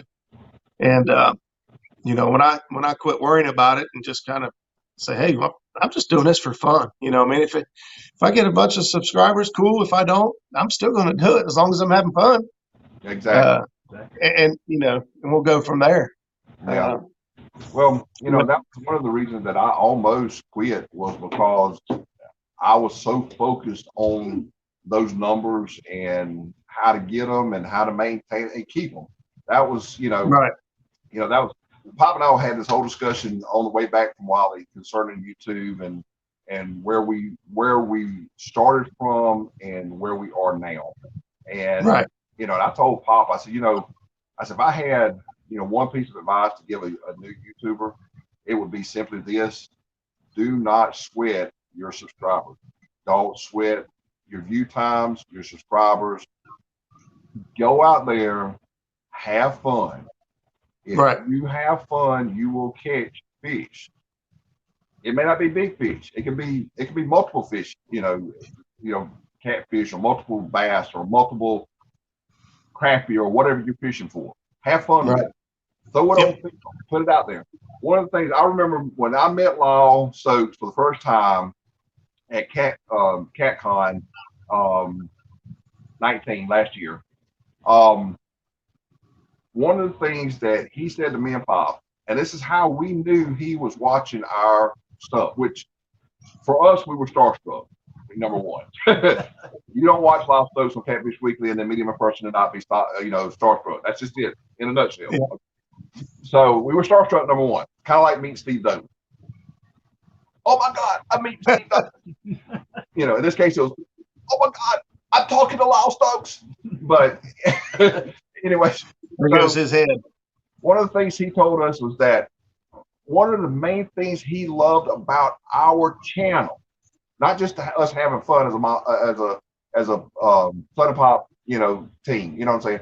But one of the things that he loved about our channel was we went out there and caught fish. He absolutely loved our little series we had at the Catfish Pond, where we were catching multiple good pan-sized fried fish. You know what I'm saying? Those little, 1.5, pounders, those type of deals. And he said that was the most enjoyable video that he had come across in a long while. It was, if I remember correctly, I think he said something to the effect, it was refreshing to see a YouTube channel going out and catching and having fun while doing it. Yeah. Not just going out there and targeting the big fish and showing those big fish, but just going out there and having fun, which at the time, that's all we were about anyway. Now we try to target a little bit more on the bigger fish, and that was one of the things I talked about. we need to go back to our roots. You never forget your roots. If you forget your Right. roots, you will fail. You've got to remember where you come from, and you got to remember those that brought you there as well. And if you can at all bring them along with you on the ride, hey, good time is had by all, boy. You know what I'm saying? Yeah, You know, absolutely. Yeah, that's the thing. That's the thing that makes your guys' channel so, I don't know, refreshing is when you watch it. Big fish are always fun to see. And there's guys out there that you watch because they catch big fish, but then there's all these other channels you watch because they're fun, and you have a good time watching them, and you laugh along with them, and you might learn a thing or two. But I think Lyle just said it. Yeah, be honest and be yourself, and everything will fall in place. Either they'll like you or they won't. You can't please everybody, no matter how hard you try. So just do you, and sometimes it works and sometimes it don't. exactly. I mean, from the get go, that was one of the things that Pop and I had a hard time with trying to watch, especially the young fishermen, the ones that are just coming into YouTube that are literally kids. We know why they're doing it because they see their heroes doing it. The whole going the hand over the camera, well, I'm outie, or just you can tell by the way they're talking that they're emulating, people like Lake Fork Guy, if you know who I'm talking about, Lake Fork Guy, who's a big bass fisherman. I was watching a lot of bass fishing YouTubers before I really started getting into catfishing there for a while, because I became friends with TK Heaven. Outdoors, I think is his channel name now. It wasn't at the time, but his real name is Tom Kinder, and I became really good friends with him. And he's a bass fisherman. He does bass tournaments and such as that. And I was, at the time, I was kind of catching bass along with, every other thing that we were doing at the time. And but I was watching a lot of these kids emulate the people they saw who had really made it big, and it was hard to watch these kids do that because we look at it in that viewpoint, is that like Lyle said, be honest, be yourself. Don't go out there and do what everybody else is doing. Make it your own. I mean, that's not to say don't go out there and do what everybody's doing. Right. You can learn from what they're doing, and you can do what they're doing and put it in play on what you're doing, but turn it a little bit. Like Pop said, put a little twerk and twist on it. You know what I'm saying? That's right. And so it's hard for us to watch young kids out there emulating their heroes, and there's nothing wrong with that, because that I think what's the old saying that says the best, I can't even remember how it goes, something about the best form of flattery is repetition or something like that. Jim, help me out. I know you're still in chat. But anyways, it's basically, doing the same thing others are doing. There's an old adage about it, and I can't think of what it goes right now. But the thing is that if you put that twist on it and you're honest in doing what you do best, then when it's all said and done, your numbers will raise. People will start to look at you. They'll start to watch your material. Get out there. Don't be afraid to get out there and try new things. Just because you saw Lake Fork Guy or K&B Anglers or Pop or Roger DeMint or Lyle Stokes or all these Chris Salters, just because they're out there doing it, don't not do it, but go out there and do something a little different than they are. And I promise you, those numbers will climb really quick. So. Yep, I agree. Chad asks if you carry duct tape. What you thinking next? Supper. What's cooking next? Supper. It's awfully late for supper, ain't it? What'd you say? Late for supper. Yeah. But they eat late suppers anyways. Yeah, I always eat late supper. I wait till all this weather cools down before I actually start cooking. I don't like heating the house up. all that craziness. So yeah, Betty Jean, I got a whole bunch of stuff online to work on. Um, I mentioned the hot water cornbread. That's going to be coming up real soon. Um, we are going to be doing some collard greens, old school, old fashioned way of cooking collard greens. That's coming up. Imitation is the best form of flattery. That's Yeah. what Yeah. Pappy. Yeah. Sorry, Pappy said imitation, and it hit me. Imitation is the best part. Is the Best form of flattery. Yeah. Yep. So yeah, we got a lot of stuff coming. I've got potato salad recipe coming up, old fashioned potato salad, and then I got Twerking Monkeys twist on the old fashioned potato salad that is a fusion potato salad that Kevin's ate.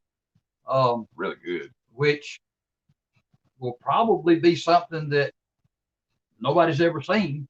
And then again, it may be something that everybody's doing, and I just don't know that everybody's doing it. Yeah. So yeah, there's a lot of recipes coming down the line on my channel. And That's awesome. we're going to be we put out a video before this cooking, before the fish fry video. We put out a video that was a tip on how to save bacon grease and have a pure bacon grease rather than having one with all that sludge and stuff off of the bacon in it. Betty Jean said, if I ever change my tater salad recipe, I think my family would hire a hitman. Yeah. Betty Jean, if you ever change up the old Quirk and Monkey's tater salad that he's going to show you with his fusion tater salad, your family will slap you if you keep that same recipe.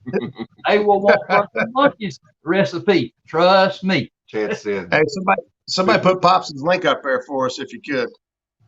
Fishing with a Chad said, Pops, if you ever want to move your camper to another backyard, let D and I know.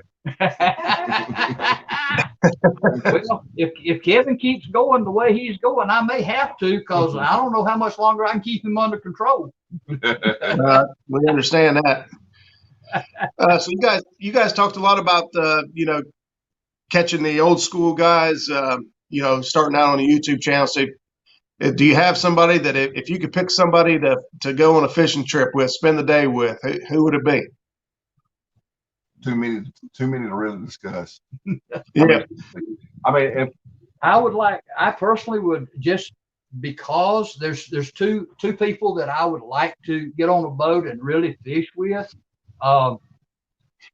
One is, and not because I'm over my starstruck of the fact I met Steve Douglas, but I'd love to fish with Steve Douglas, just because of learning from Steve Douglas that has put us where we are today.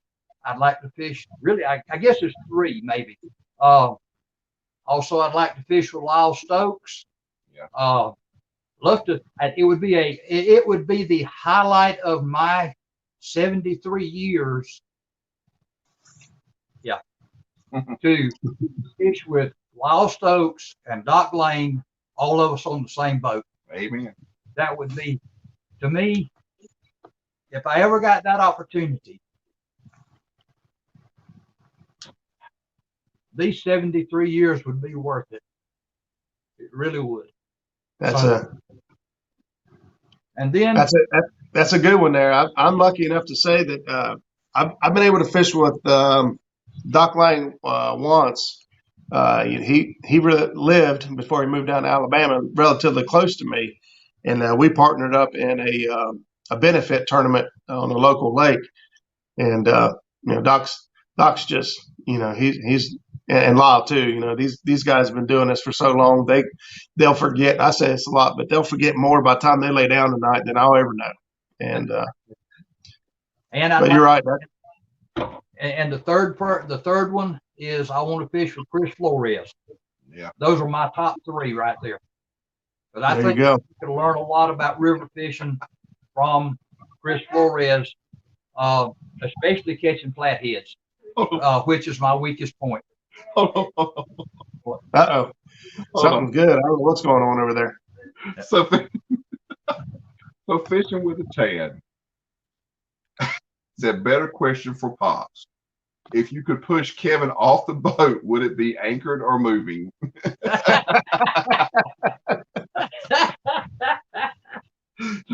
Well,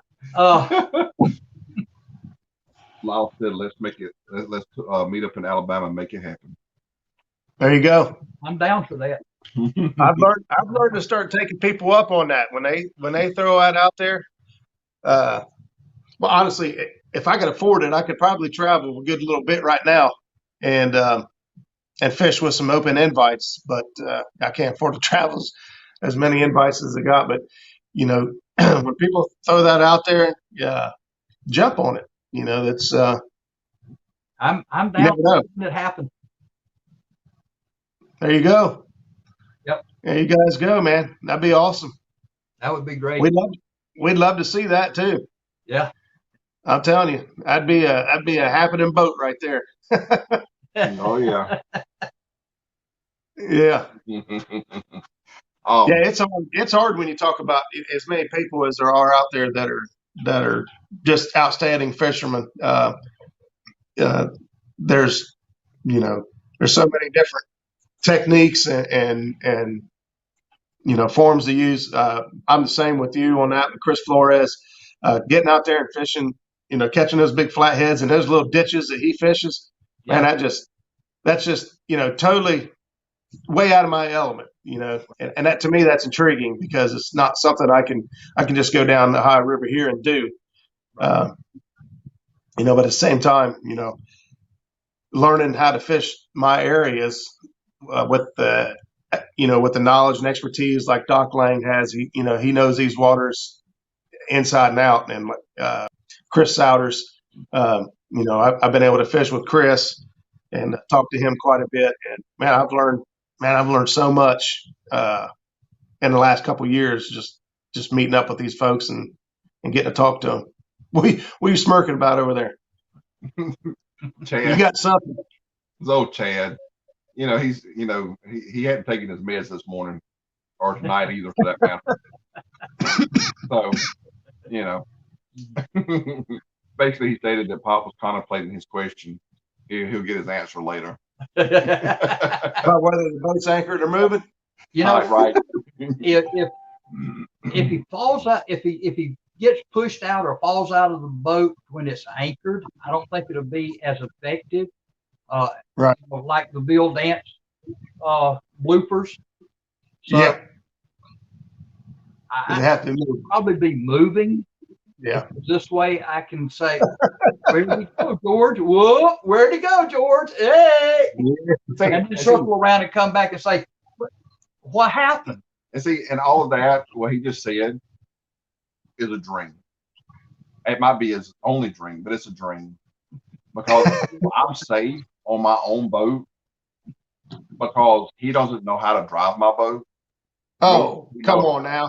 But if you fall out, I don't have to know how to drive it.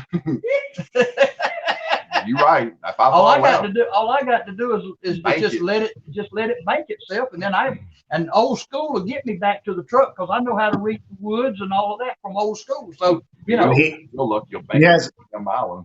That'll be all right. He has a point there. He has a point there. Jim said to come down and fish in the ditch when it's up. Jim's another great person that I've met through here and got to hook up with and do some fishing with. And I want to fish with L Stan.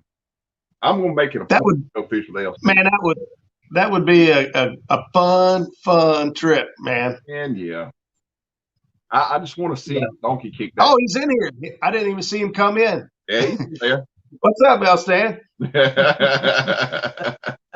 I just want to see him donkey kick that chair in person. That was hilarious. That's a goal for me. That was a good one. Jim got Gabby on her PB. That's right, Justin. Man, that was a freaking tank of a fish. Yeah, Justin down there with Gabby, they catch fish. I go over there to Jim after the catfish conference. I don't catch nothing. But whoa, hold on. Let me finish this story out right here. At that point, where we fished with Jim, everybody's talking about how Kevin wasn't catching fish, Pop catching all the fish off the back of the boat. Kevin wasn't catching no fish. Well, we go with Jim. We make it a point after the conference. We're going to spend some time with Jim, and Jim's going to put us on some fish. Well, I think if I'd have went with Jim, we'd have got on some fish. I really do. And this is why, because Kevin come along. Well, we didn't catch any fish with Jim. So we get back to Jim's house, and Jim says, well, since we didn't catch any fish, I'm going to put y'all, we're going to catch some fish on the simulator over here on the TV. Yep. The simulator wouldn't work. After we left, the simulator went back to work. Now, I'm just saying, there's something ain't quite right about that picture now. Y'all think about that. I'm just going to leave it right there. Well, I'm going to put it out there. Prior to going to Jim's, the simulator there at CatCon, here it comes. What was it? The Wells catfish, that 100-pound, 100 whatever pound Wells catfish. Right. I did pull that in on, was it the 4th setting? I think it was, only because I made a bet with Jim's daughter that if she pulled it in on, I think it was the 2nd level, I would, or maybe it was the 3rd level. I did. That's it. I would put it. I would pull on the 3rd or 4th level. Regardless, I've got it on film. You should have had a bet with him. And he pulled the fish, I pulled that fish there at CatCon. So I had pulled a fish on a damn simulator. Well, anyways, I pulled that fish. That'll be an edit. And there's a lot of that in our film, by the way, that you guys don't ever see. That'll be an edit. But anyways, Jim's like, oh yeah, man, I'm on the Ohio. I fished the ditch. I've got my punch hole where I caught my 65. I can put y'all on some fish. If anybody can break Kev's PB, KB's PB, I can do it. It didn't get done. So. Well, I'll give it to Jim. He knows the stuff. When I came down there to Fish Monsters on the Ohio, he showed us around, and everything he said was 100% dead on. He said the skipjack will be here, and they were there. And he said your Asian carp would be back in here. And they were back there. I couldn't get them. I was having trim trouble with my motor, but they were there. And then we went anchored up on a spot, threw one line out, hooked up fish, and said, hey, don't fish his hole out. Just roll out. Just so happened that when it came tournament time, my boat wasn't as fast as that. We drawed like 112 out of 167 boats. And every plan A, B, C, and D had already been taken. So we went to drifting and dragging and doing what we could do to catch a few fish. But Jim's good people. Kevin's just bad luck. That's exactly what he said. That's all it is.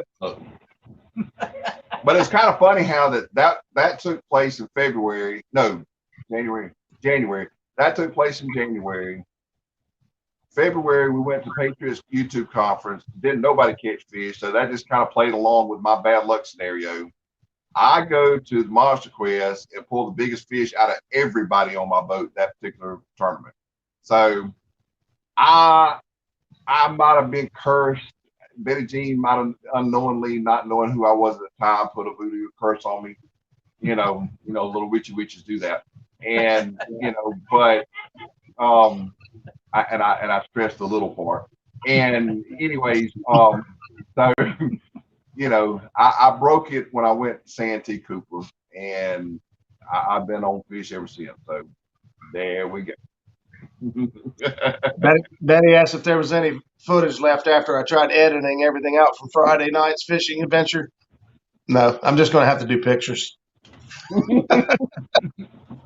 Yeah, just pictures. You're going to have to do pictures instead of a video.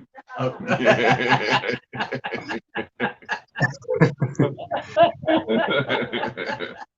Brandon gets excited. Hey, he was having a good night. I don't know what was going. It didn't matter which way the boat was facing. Brandon was the only one. I mean, and he had action all night. And he caught a few fish on those, what are they, whisker sticks? Whisker, what's it called? It's, Betty, help me out there, whatever they are. Those rods are only 38 inches long, medium heavy. And he was catching blue cats on them. And he was fishing straight underneath the boat, and that thing would go down, and it boat clear around. The tip touched the handle, and he had it.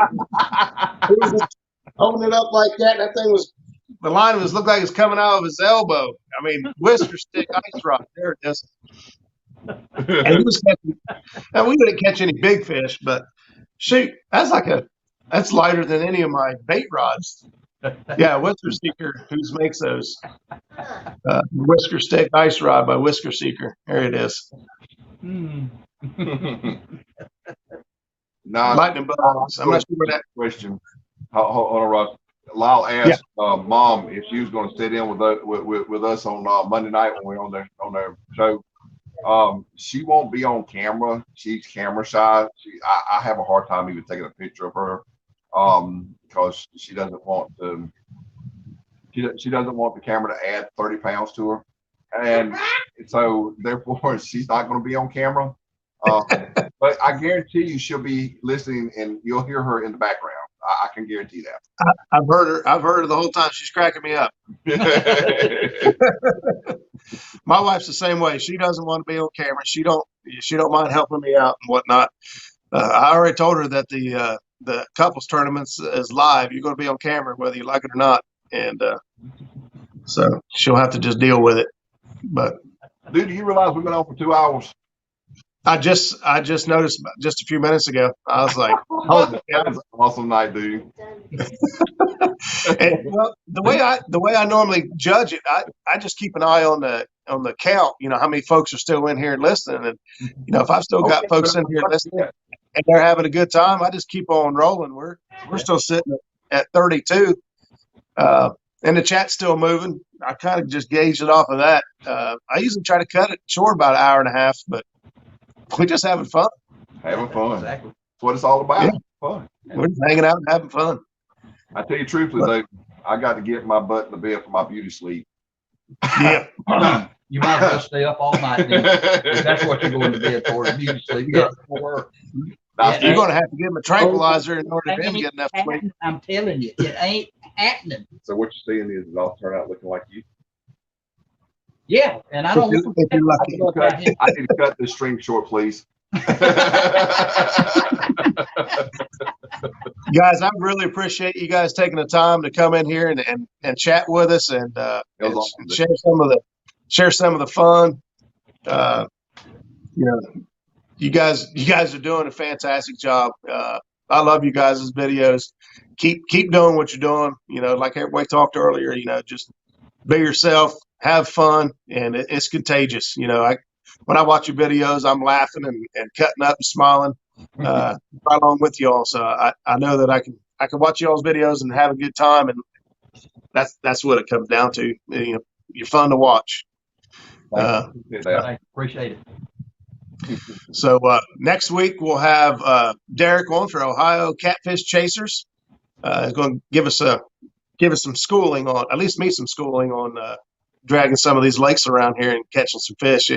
If you haven't seen Derek and Shelby, I believe is her name, Shelby, they catch some good fish. And the video he had a week or so ago out with him and his mom, fishing with his mom catching big old fish. Man, that's what it's about. It's a good time. So join us next week. I'll have to double check. I'll get the time up here, but I'm going to double check, make sure SmackDown ain't coming back just yet on. I think they're still got a couple weeks to go before they come back on, and I'll move back to 7 o'clock. But hey, Roger, I wanted to just forewarn you next week because Derek on the show, you might not have as many people in chat. Just saying. Did you hear me? Did he freeze up? Dang. I'm not froze. It's like, is that his interesting face? Nah, Derek's good. Derek's good. I want to get to know him a little bit better. I think we all could use a little more introduction, see a little bit more about what he's about. So join us next week. Thank you guys again for stopping in. Thanks everybody for stopping in from chat. This is Roger, Muskrat Adventures. We'll see you next time. Bye, y'all. Bye, y'all. Y'all keep on twerking.